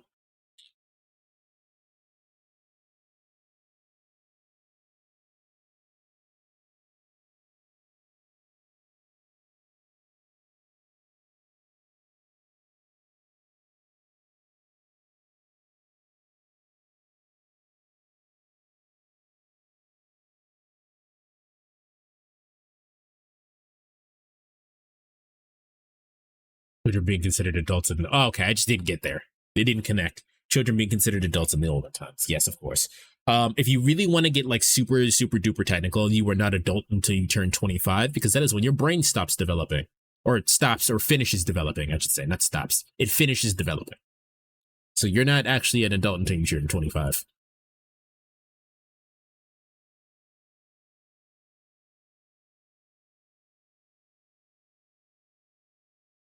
All right. Anyone else got some complaints about anime we want to get off? Because we talk about the homogenization of anime, which it's definitely a problem. But I mean, companies see number go up. Another thing, anime needs to learn that things also happen outside of Tokyo. Yeah, isn't that right, SMT? Yeah, I would love an SMT game that doesn't take place in fucking Tokyo, even if it's like Kyoto or something. I would like it to not take place in Tokyo. SMT, the fucking center of the universe, is Tokyo. Like, I guess it makes sense if you're talking about a story for Japan, about Japan. It makes sense that it's Tokyo. But goddamn, man. It's like how alien movies always say they're taking over the entire world and they only ever take over the US. Yeah, but like, you have to understand like the context of US is it's a US made movie. Of course, they're going to start with the US. Right. So, I mean, I would like to see other fucking things happen in other countries, but yeah. Another reason to like Spider-Verse. They literally go to fucking India. Persona 4 is in a country bumpkin land. Yeah, but I think that's the literal only exception to everything that happens. SMT5 has got literally revived only Tokyo after the world is destroyed. The center of the universe is literally Tokyo.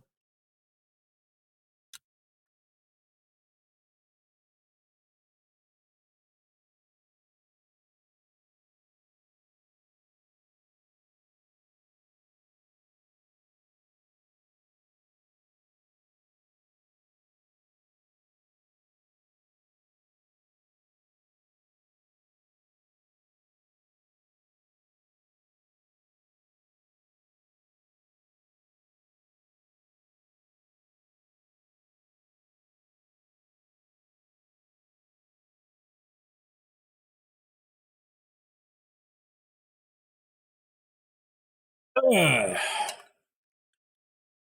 don't really have anything to say about this. I'm not really an anime person. See, that's not true. Even if you're not an anime watcher, you still have opinions about anime for one, and anime adjacent stuff like video games. Maybe you just don't have any hot takes though.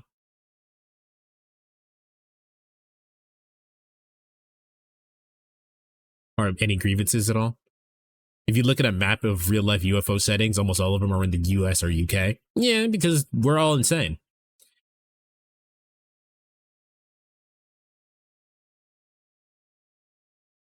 Oh, a hot take? Sure, we can go for a hot take.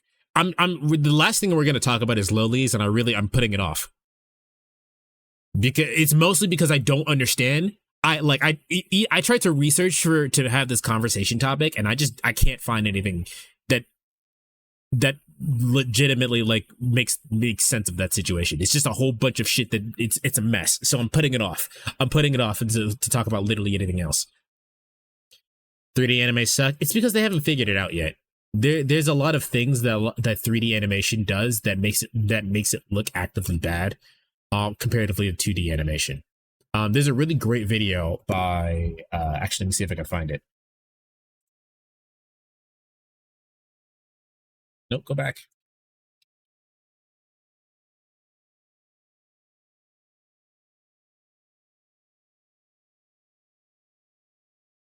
New Frame Plus, that's the video. The animation in anime.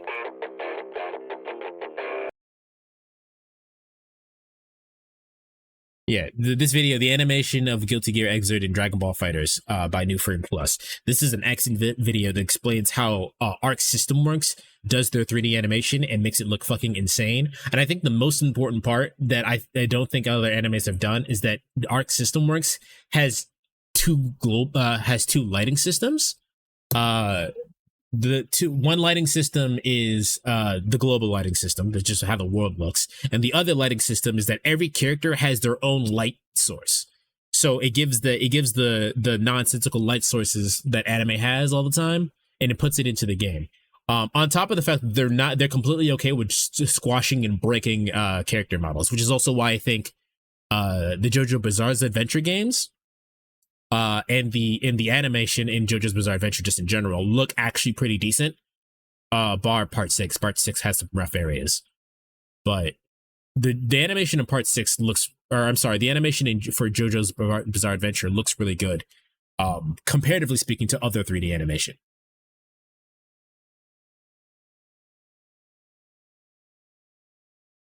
I've watched almost all the isekai due to my brother wanting to watch all the isekai. Why does your brother want to watch isekai?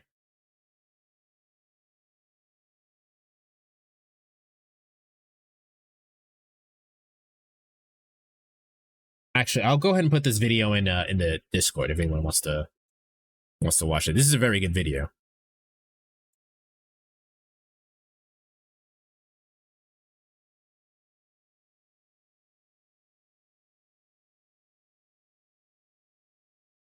There we go.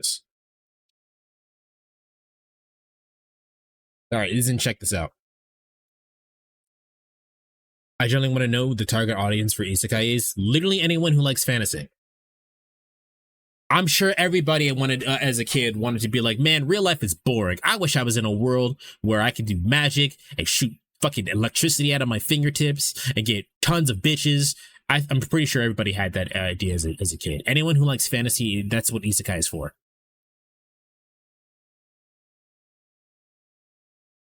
No basic bitches, yeah.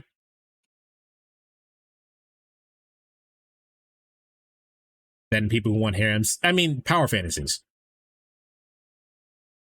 Fantasy is cringe, sci-fi is fervor. That's the same thing. That's the same thing. So one of those things features a bunch of technology instead of magic. And it might as well be magic because you don't know how it works. But I agree with you, actually. I like sci-fi way better than like fantasy.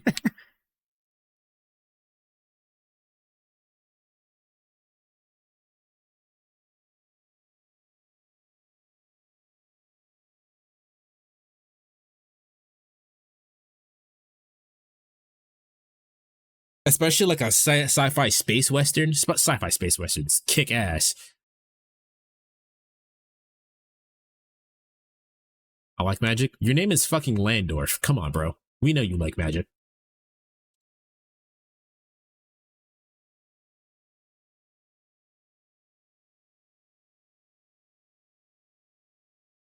There are too many Fantasy Souls games. Give me more Souls games that takes place in a cyberpunk world. Yeah, I mean, a lot of games are just trying to copy Souls' whole entire vibe. Cowboy Bebop is fucking peak. It is. You will not hear complaints to me about that. And the best part, they're all fucking adults. Except Ed, but no one, or not Ed, yeah, Ed. I got Ed and Ein confused. Ed is just minding their own fucking business. Fantasy and sci-fi are cool. You can like both. I just prefer sci-fi. I mean, the whole entire thing. See, what I don't understand is that how can you get put into a fucking or a fucking fantasy world, right? You get put into a fantasy world like via like D&D and some shit, and go, I want to be a warrior. Bro, you can fucking swing a sword around in real life. I want to shoot goddamn magic. I remember seeing a YouTube clip about a Bollywood Souls game. That sounds fucking cool.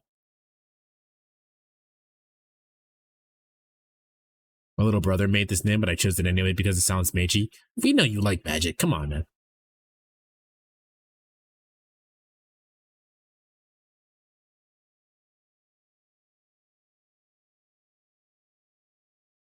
Tragedy's peak, though. You're a tragedy enjoyer? You like watching people cry?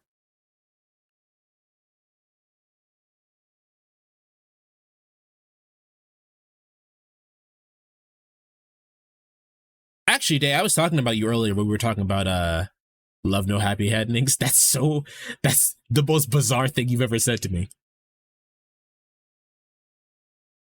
I hate tragedy. Tragedy, yeah, I love playing SMG.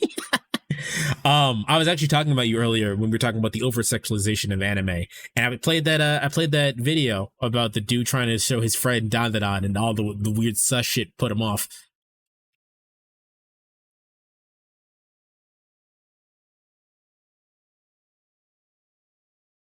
give me everybody live stuff. I'm okay with, I want a good balance. I want a good balance when it comes to stuff. I'm okay with some people dying, and I'm okay with really important characters dying. But everybody dying is just kind of like, meh. Meh. Like, I think the exception is Chainsaw Man.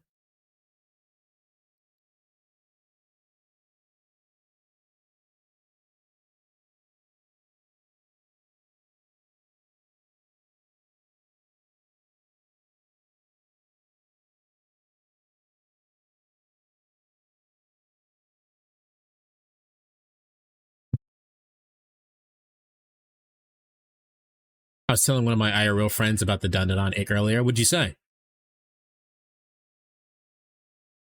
Happy endings are no fun anymore when everybody gets one. I disagree.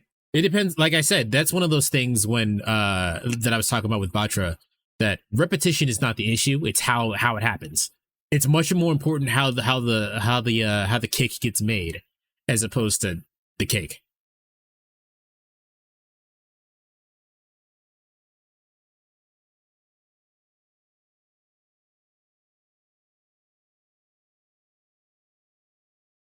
I didn't go into to depth, but I did say watching it animated, it's harder for me to digest. Phyllis said they mentioned something similar to that. I am not female, so all of that shit just kind of rolled off my back like water. Like a duck.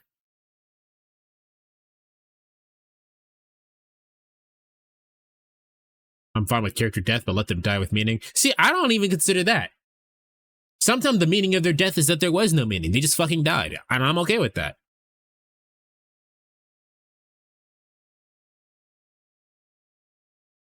You said what? You said that you're talking about the weird sexualization at the beginning of Dandadan. That also kind of bothered you. It didn't bother me, but I'm not physically female, so I don't have to worry about. That's not true, but I don't necessarily have to worry about being SA'd.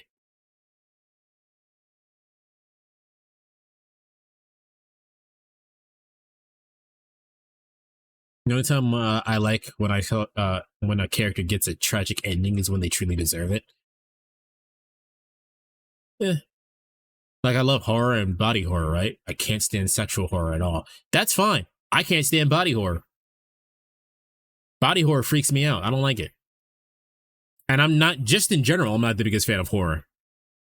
Like, for me, horror has to serve a purpose. It can't just be like, ooh, scary thing coming to get you, or overtly just gore just everywhere. Like, Resident Evil doesn't do anything for me.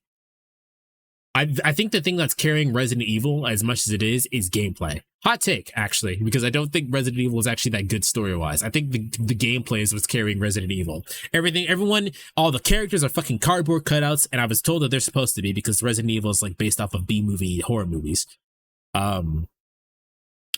Everyone's a fucking cardboard cutout.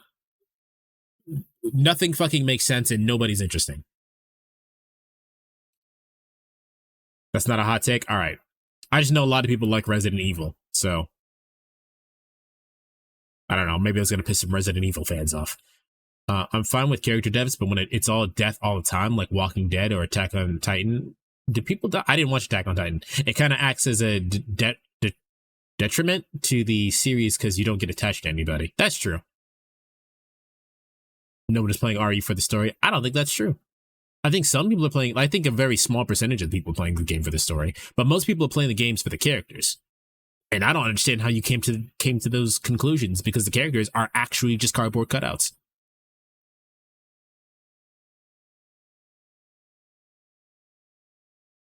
Chris Redfield is a beefy dude who punches boulders, and that's it. That's his character.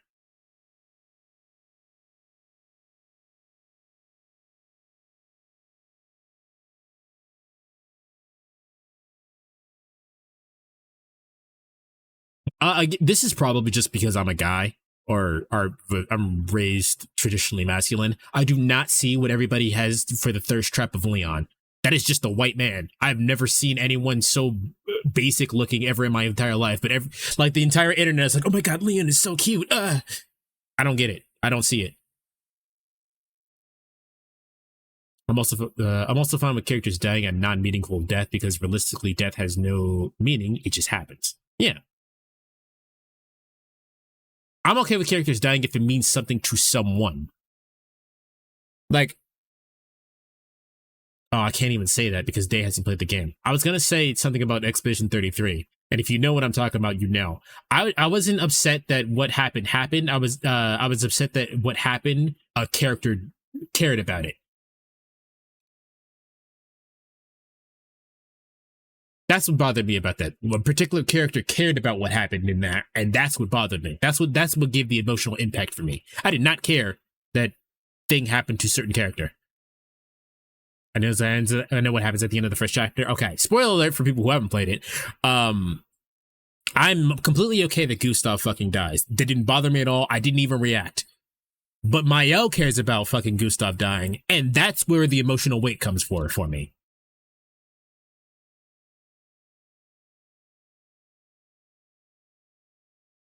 I'm always hesitant to choose favorites in dark fantasy stories. When people are just dying left and right, I'm too afraid to choose a favorite because they're very likely they're just gonna fucking die. You're still allowed to have your favorites. Just because they won't be in the story any further doesn't mean they can't be your favorite. That's the same thing. It's like the same thing as choosing a character who's that's your favorite that has nothing to do with the story anymore. Like, they get written out of the story. They don't serve a purpose, so they don't ever show up. What's the difference between that and dying besides the in fact character or the in fact story moment that they died? Like, if you never see them again, that's the same thing as dying.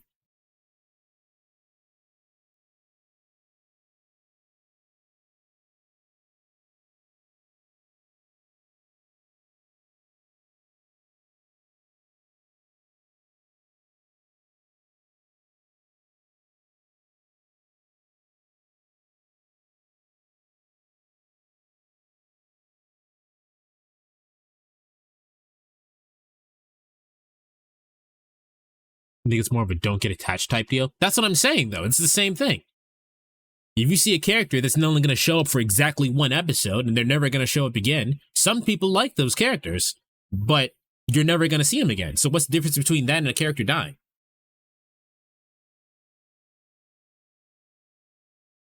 Anybody who's played D&D knows exactly what I'm talking about. There's a fucking NPC that you're not supposed to see for longer than 2 seconds, but the whole entire party loves that NPC, and the fucking DM is just like, God damn it, now I gotta write this motherfucker back into the story somehow.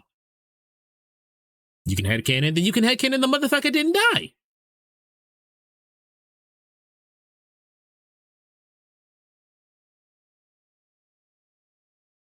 Unless it's like super plot relevant.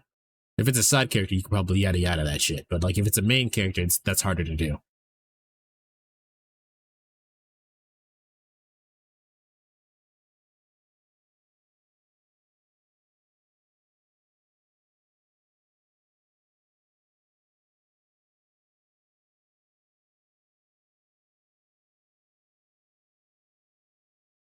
All right, I'm going to run ads, and then after the ads, we're going to talk about the thing that I've been trying my hardest to fucking avoid, because this shit doesn't make sense.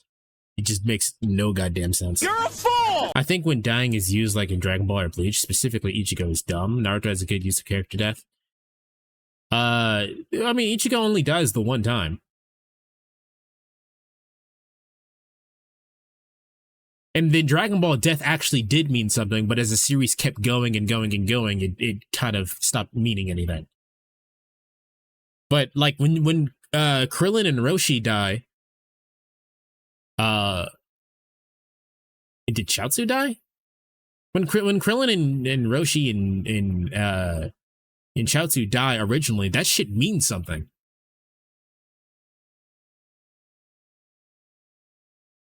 And then on top of the fact, even though they get brought back to life with the Dragon Balls, there's a rule that you can't wish for the same thing twice. So if they die again, that's what the death with Krillin's death on Namek.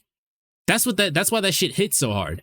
Because Goku saw Krillin die again, was not able to stop it again, and then he can't wish his ass back to life. So he's like, oh shit, my best friend is gone. He got blown to fucking actual space dust, and now I can't bring him back. So him transforming into a Super Saiyan there makes perfect sense. But then after that point, yeah, that doesn't really mean anything because they just yada yada the fucking Namekian Dragon Balls, and then they change the actual Dragon Balls so you can bring everybody back.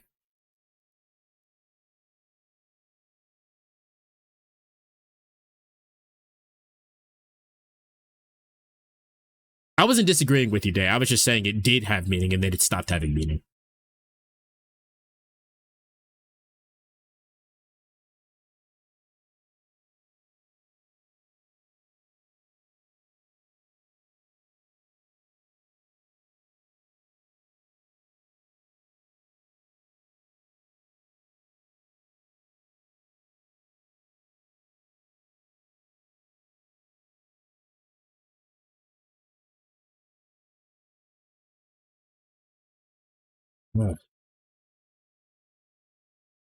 Yeah, but like the main reason or the main thing that I brought this up is because I was talking about Monogatari earlier at the beginning, and yeah, Kinkai stays dead. They have an episode about that in Super, which is funny.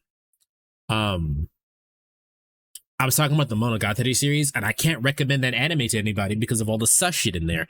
Now, you could probably, get past all of the fan service because that's like in every anime. You can get past the fact that they're sexualizing quote unquote teenagers, because that happens in every anime. The thing that's hard for me to recommend Monogatari, the Monogatari series, to other people is the fucking lolis. And I've been trying my best to avoid talking about this because I just don't have an answer. There was never going to be an excuse for this shit, but there was never any good explanation either. And that's why I'm kind of dreading talking about this. But we need to talk about it because this shit needs to stop. All right? Can we cut this shit out? Like, I'm really tired of the fucking, like, 1,000-year-old vampire that is in the body of a fucking 12-year-old. Like, can we cut that out? You want to try that again, fella, with actual English? The answer is stop. No. That's not what I mean. The solution is just stop. That's the solution. But why did this happen to begin with? No clue. No fucking idea. I talked to a bunch of other people who like, doesn't Lolicon literally translate to pedophile? I don't think it does. I also don't want to like Google that because I don't want that in my search history. But like in terms of like, so this is the way that I understand it, and you guys can like give your input on it and whatnot. But the way that I understand it is that like once upon a time, way back when, ancient Greece had like this concept of siring or of having like of a mentorship kind of program. Now, if anyone doesn't know, ancient Greek society was incredibly gay. It was like super gay, and the reason why it was super gay is because they thought that a relationship between a male and another male was way more pure than a relationship between a male and a female, because a male and a female is a relationship only made to procreate. A true love has to be between a male and a male. That's what they thought in way back when, ancient Greece. And they had a mentorship program where like an older, more distinguished male in society would take an apprentice and then teach him shit. We teach him how to function in society, how to talk to people, how to do politics, and of course there is also fucking. They took a younger apprentice who God knows how old, and they started fucking them. So the way that I understand it is that Christianity came in, saw that shit, and was like, "Hey, that's weird. Cut that out." I don't know if it's Christianity or the Romans, one of them, maybe both. But they came in, they was like, "Hey, that's weird. Cut that shit out." And yada yada yada. That's why Christianity hates gay people, because that guy over time that guy mistranslated into stop fucking kids to stop fucking kids and men. So there you go. My understanding of that is that Christianity has shaped a lot of Western culture, but that kind of scenario just did not happen in the East, and that's why a lot of Eastern culture focuses on youth. I've mentioned before several times that that Japan has a surgery that women can get where they surgically change the way their canine teeth are shaped or presented, so that way it's inverted like a child's teeth, and that makes them look quote unquote younger. And that's weird to me. I don't like that. Lily a body type mostly inherent to fiction, where a girl has more childlike features and small breasts and cuter facial features. Yeah. You're gay because I like men. I'm gay because I hate women. We're not the same.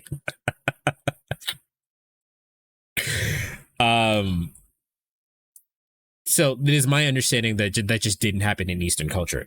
There's a lot of things that kind of contribute to that. Like we mentioned, I'm sure everybody knows about idol culture and how weird that is. A lot of idols are teens. On top of the fact that a lot of idols have rules specifically, like you're not allowed to, if you're an idol, you're not allowed to date people because that seems like a weird tainting kind of thing. Japanese social media just in general is kind of weird because even they can own copyright to your likeness and shit, and you have to get permission from certain companies to post on social media. It's very bizarre.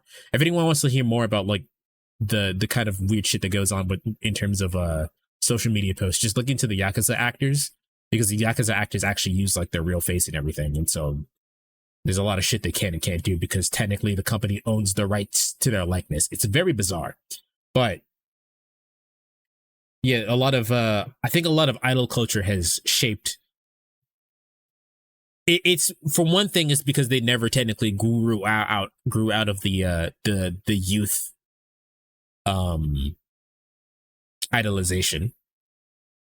They never grew out of the youth idolization, as well as the fact they never grew out of this kind of representation of youth being like the pinnacle, right? Like that's like, if you're young, you're beautiful. We mention this all the time in about Final Fantasy, specifically Final Fantasy X, that Lulu and Auron are the oldest members of that group. And Lulu is 25 and she acts like she's 40. She does like the whole entire MILF, like, oh, my breasts are heavy. Let me hold them under my arms. Like the MILFy kind of acting that you would see. And she's 25. Like, I am at this moment older than she is, and I'm like, why are you acting like a 40-year-old? And then Auron is 30, and he has gray hair. So Japan has a really strong focus on youth. I think it's expressed with teen idol culture, and then that also transfers over to VTuber culture, and why I think I hear this about a lot. Filler actually said this to me, that Fuwamoco and a lot of other VTubers have like this kind of baby speak that they kind of do. And that bothers a lot of Western audiences because they sound too childlike. And it's really, really weird. And it's because they have this emphasis on youth. And it's bizarre that from a Western standpoint that even still exists. Because I just said the thing that we know for a fact, scientifically proven, that your brain finishes developing at 25. So that's when you're an adult. So it's really weird that they have shit about kids and whatnot. On top of the fact that Japan also has the thing where, like, when you become an adult, your freedom goes to die. So they double down on the freedom of youth and the idea that youth is the pinnacle of all things. So what happens when an idol reaches 30? They just fucking dump them on the street or something? I actually think you're exaggerating. But I think that actually is what happens. It's the same thing that happens when cheerleaders get quote unquote too old, and they can't find their way back into the industry anyway, because their whole entire thing was that their beauty was what they were selling, and when they're older, they don't have the quote unquote beauty anymore, so they have to find jobs doing something else.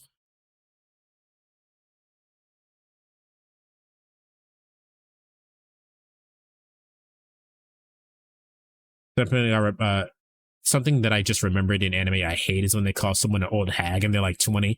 Yeah. Or like they go, hey, old guy. And the guy's like fucking 19. And you get like, old guy. I remember, I always stay away from those VTubers who do the baby voices, just talk normally. See, the thing is, Weez, is that they are talking normally. This is a very long time ago. Landy, I'm not actually sure if you were there for this stream, but do you remember Pillow? A viewer of mine that is Japanese born. There was a moment in I think it was the Disco Elysium stream, so you can probably find that in the archive channel somewhere. But Pillow comes in and we're having a conversation about Disco Elysium, and then my cousin comes to like talk to me about something. And my cousin at the time was 13. But she's a tomboy. So she has a more masculine sounding voice than most girls her age at the time. So she comes in and she sounds like this, and she talks like this, and da da da da da, and this and that, right? She comes in sounding to what a Japanese speaker would sound like, a fucking adult. Disco Elysium is a good game. Yes, it is. How you doing, Official Throat? And so Pillow goes, ooh, girl on stream. You know how chat would. Like, ooh, there's a female girl on stream. And I go, hey, man, relax. She's 13. And Pillow's response is not to apologize and go, oh, my bad. I didn't know she was 13. Their response is to go, that's what a fucking 13-year-old sounds like in America? They sound like a goddamn adult. That is not what 13-year-olds sound like in Japan.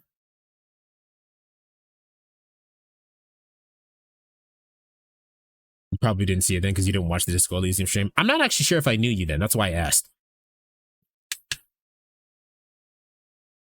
Because it was during when we played fighting games, but I don't know if I played Melty Blood then or not.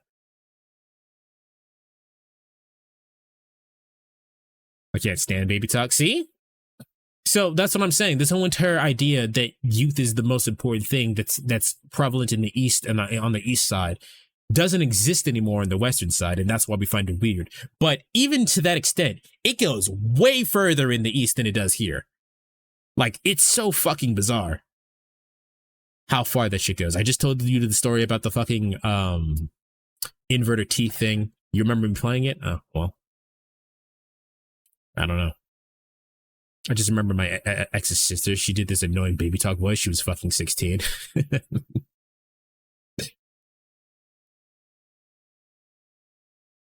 I don't care for a baby voice. I find that stuff very niche to worry about. I mean, because I've heard it so often, it doesn't bother me. But, like, I understand people not liking it. By baby talk, are we talking about how people talk to babies or just higher pitched voices? Both day. The fuck this coon don't care. The boy turns to you. He doesn't care. No, we're talking about both. So a good example is Fuwamoko. Actually, I'm not gonna pull up my YouTube channel right now, but even in the context, the talking in the Fuwamoko versus what was her name? Bijo? In the video that I watched where they had the Yu-Gi-Oh tournament thing and we watched that. The comments in that video, a lot of them are saying, God, I can't stand Fuwamoko's baby talk voice.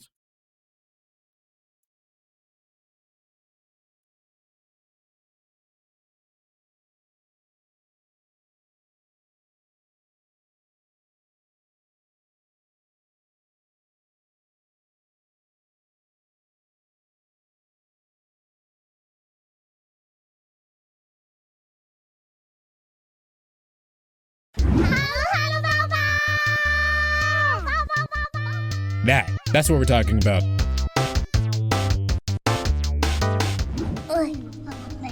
Make it through 1,000 rooms!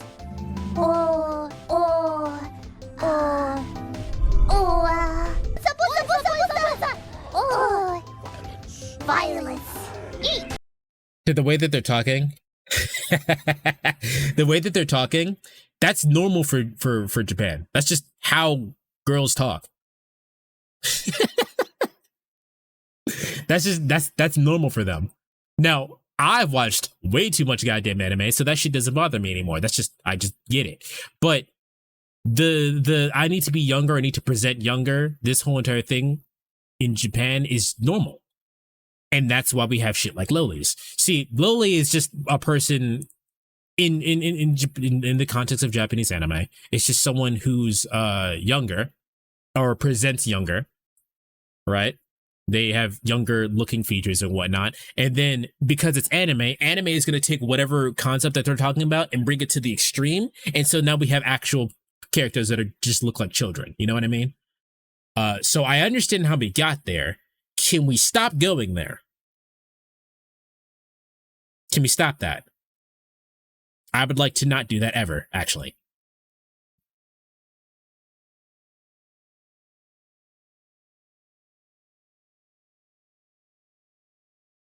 Just picture me dying like I was scared. Yeah, you guys did not like that, huh? Or sometimes just straight up children. Sometimes just straight up children, and it's not fucking cool. Like I said, I'm not trying to excuse anything that happens. I just know that there's a lot of tropes that keep coming up that's not okay in Western senses. And like it's fucking weird. It's a preference, so no, it will not stop. No, see, that's the thing. At some point, it's not a preference anymore. It's just morally incorrect. Like saying like, oh, my preference is lolis. That's not a You're fucking weird. You're strange, all right?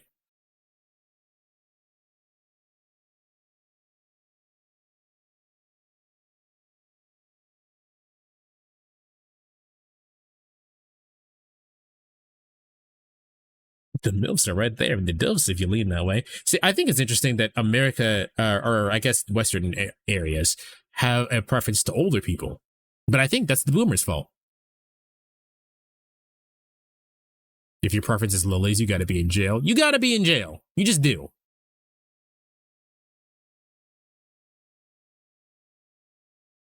Now, see, there is always like weird exceptions to rules and whatnot, and I will be that one weird exception because my favorite character in Monogatari is in fact a loli. The reason why she's a loli, or the reason why I like her, has nothing to do with the fact that she's a loli. In fact, I prefer her when she doesn't look like a loli. In fact, let me show her what she looks like when she doesn't look like a loli.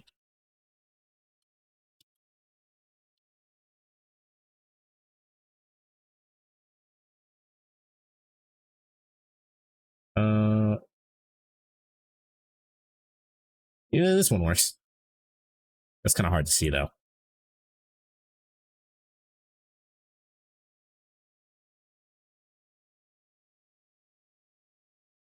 There we go. I like her when she looks like this. This is way cooler. This is way cooler than this shit. This is weird. Can we stop this? I would like to stop this. That's not okay. This is good. This is bad. Cool? Not cool. When the fuck did she wear this?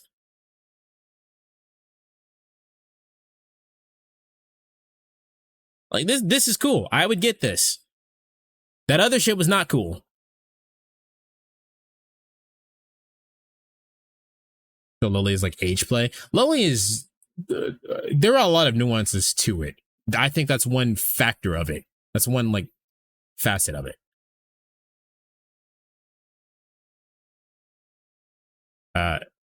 I'm actually scared to scroll past some porn because Google is like that. So let me close that.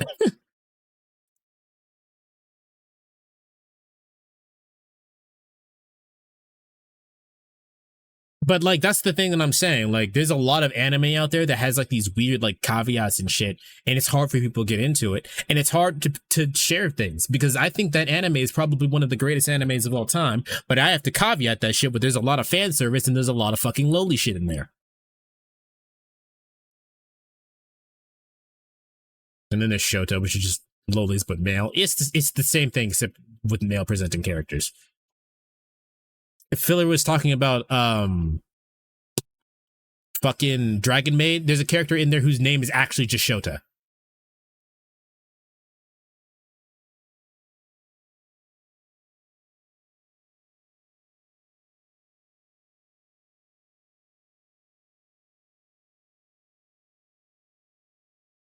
Like it was hard to watch No Game No Life, right? And the thing about No Game No Life is that the writing of that is fucking excellent. But then I gotta look at Shido. You fucking disposed Dragon Maid. Dispose? You hate it that much you just disposed of it?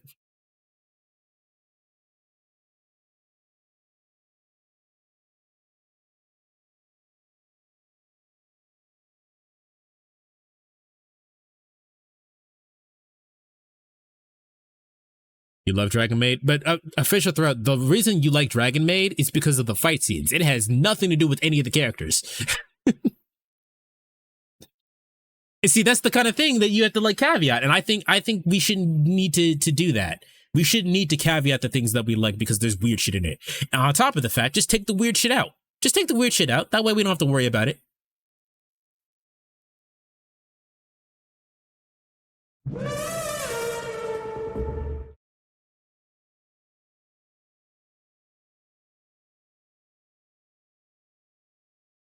isn't there a character in Dragon Maid that's tits the size of beach balls? The shit with tits never bothered me because I've seen real people with tits that big.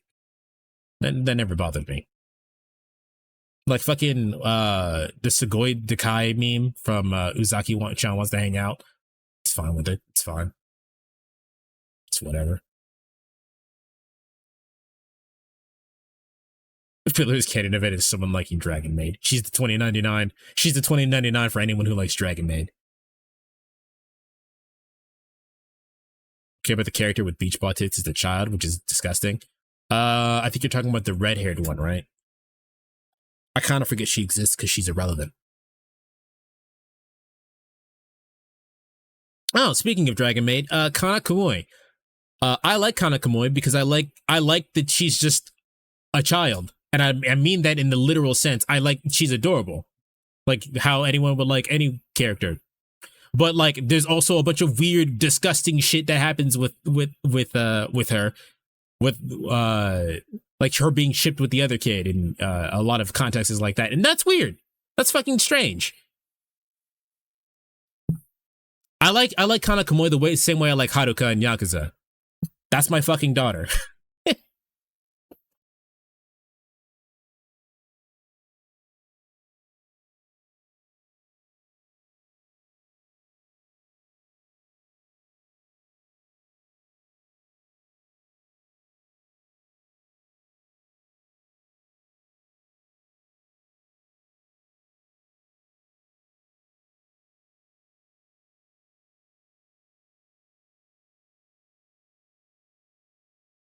Good night, filler.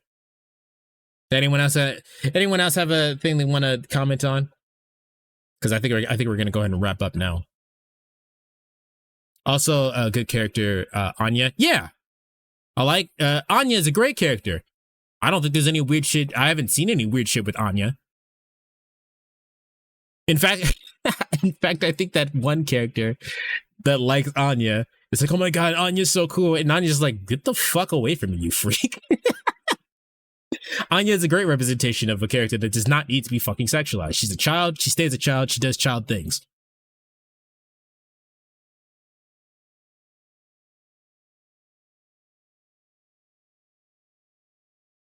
Aged up Anya stuff is whack.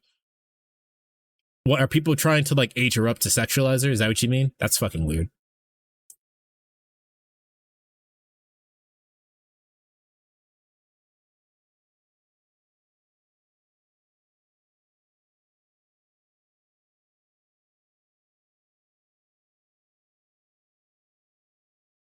They probably don't even age her up all the way. They probably just age her up to a teenager, which is even worse.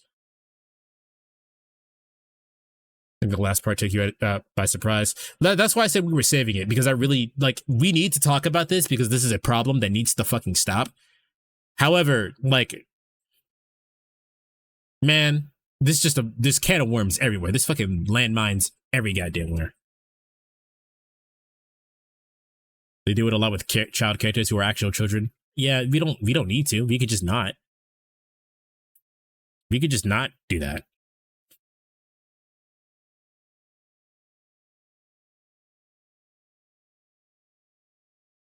On top of the fact, why does everything need to be fucking sexual? Can we just not, can y'all keep it in your fucking pants, please? Jesus Christ. Not everything needs to be sexualized. I know Rule 34 exists for a thing.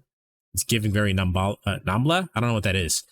Not everything needs to be fucking sexualized. Like you can, there are things that it just doesn't need to. People are horny. Yeah, you can be, there are better ways to be horny. All right.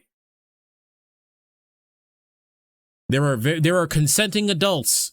I guarantee you that the weird shit that you're into, someone else is into it. You don't need to put that shit onto the internet for everybody to see. All right, we don't need to do that. Adults only in this house. Consenting adults only. Zeus and the internet have one thing in common: they will fuck anything that moves. Ain't that the goddamn truth? We all need to stop, though. It's an organization of weirdos. I learned about it from South Park. Oh, that's why I don't know.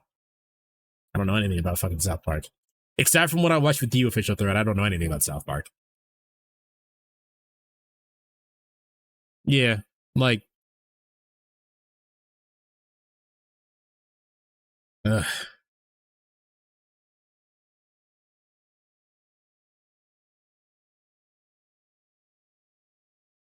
All right, I think we're all wrapping up. Yeah, I think we're all good.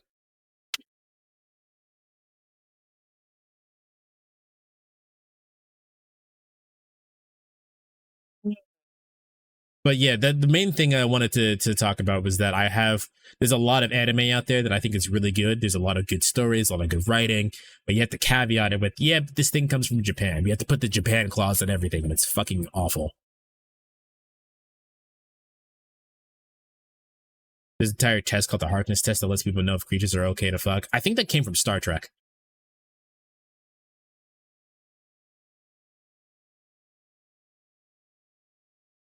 What you got planned for this week? I don't know. I don't ever have a plan for anything.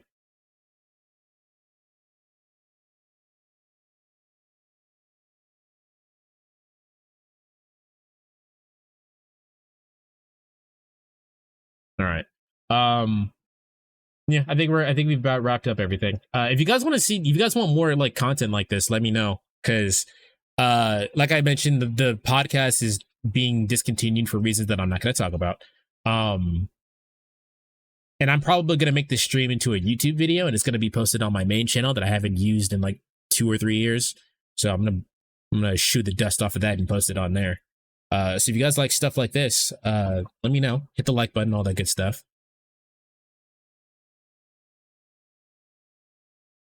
And let's keep it simple. Let's just raid into Cunning Links. I will see everybody for Anime Club tonight. That is happening in the Discord at 7 EST as usual. And then I gotta fix my computer to see what the fuck is going on. RAM streams are probably really good. Yeah, I figured it would be a good deal. All right, guys. Thanks for hanging out. Hope